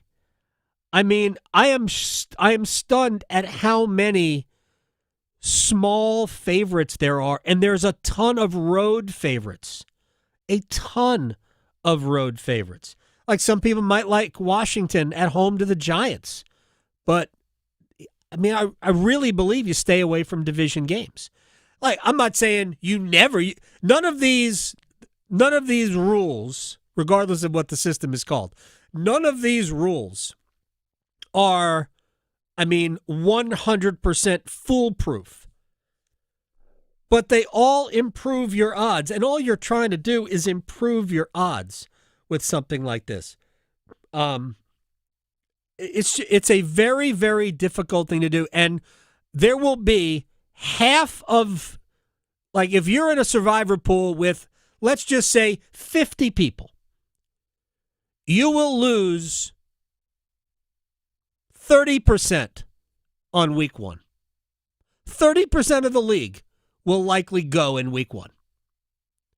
It's just, week one is like, I just need to get to week two. Yes. That's all it is. Uh-huh. The National Football League is really unpredictable early. No idea who's going to be really good. I mean, two great teams, Lions and Packers, are playing each other. Nobody's going to take that game, right? No. I mean, people will be nuts to take that game. There really aren't many big spreads. Ravens and Bills play each other in week one. Vikings are in Chicago. Hey, Minnesota's really good. Except they have injuries. They do have injuries. Mm-hmm. Minnesota's only a 1-point favorite, 1.5 point favorite. Well, there's a lot of tight favorites. And Bears with their new head coach, Ben Johnson, maybe he actually got the stink off of them. We'll see. Yeah, I don't know, man. You need a lot of bleach. There's a lot of bleach. You have to Yeah. get that off of the Chicago Bears. By the way, the Jets are home to Aaron Rodgers and the Steelers on Sunday.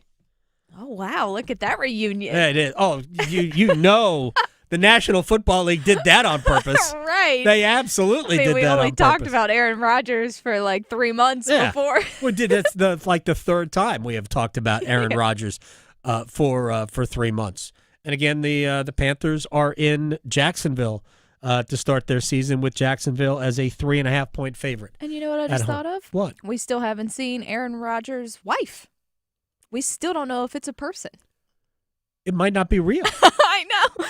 It might have been a vision from his time in a dark room. People are too busy looking at Bill Belichick's girlfriend, or I don't know, or Taylor Swift. We don't know about Aaron. It's not Taylor Swift.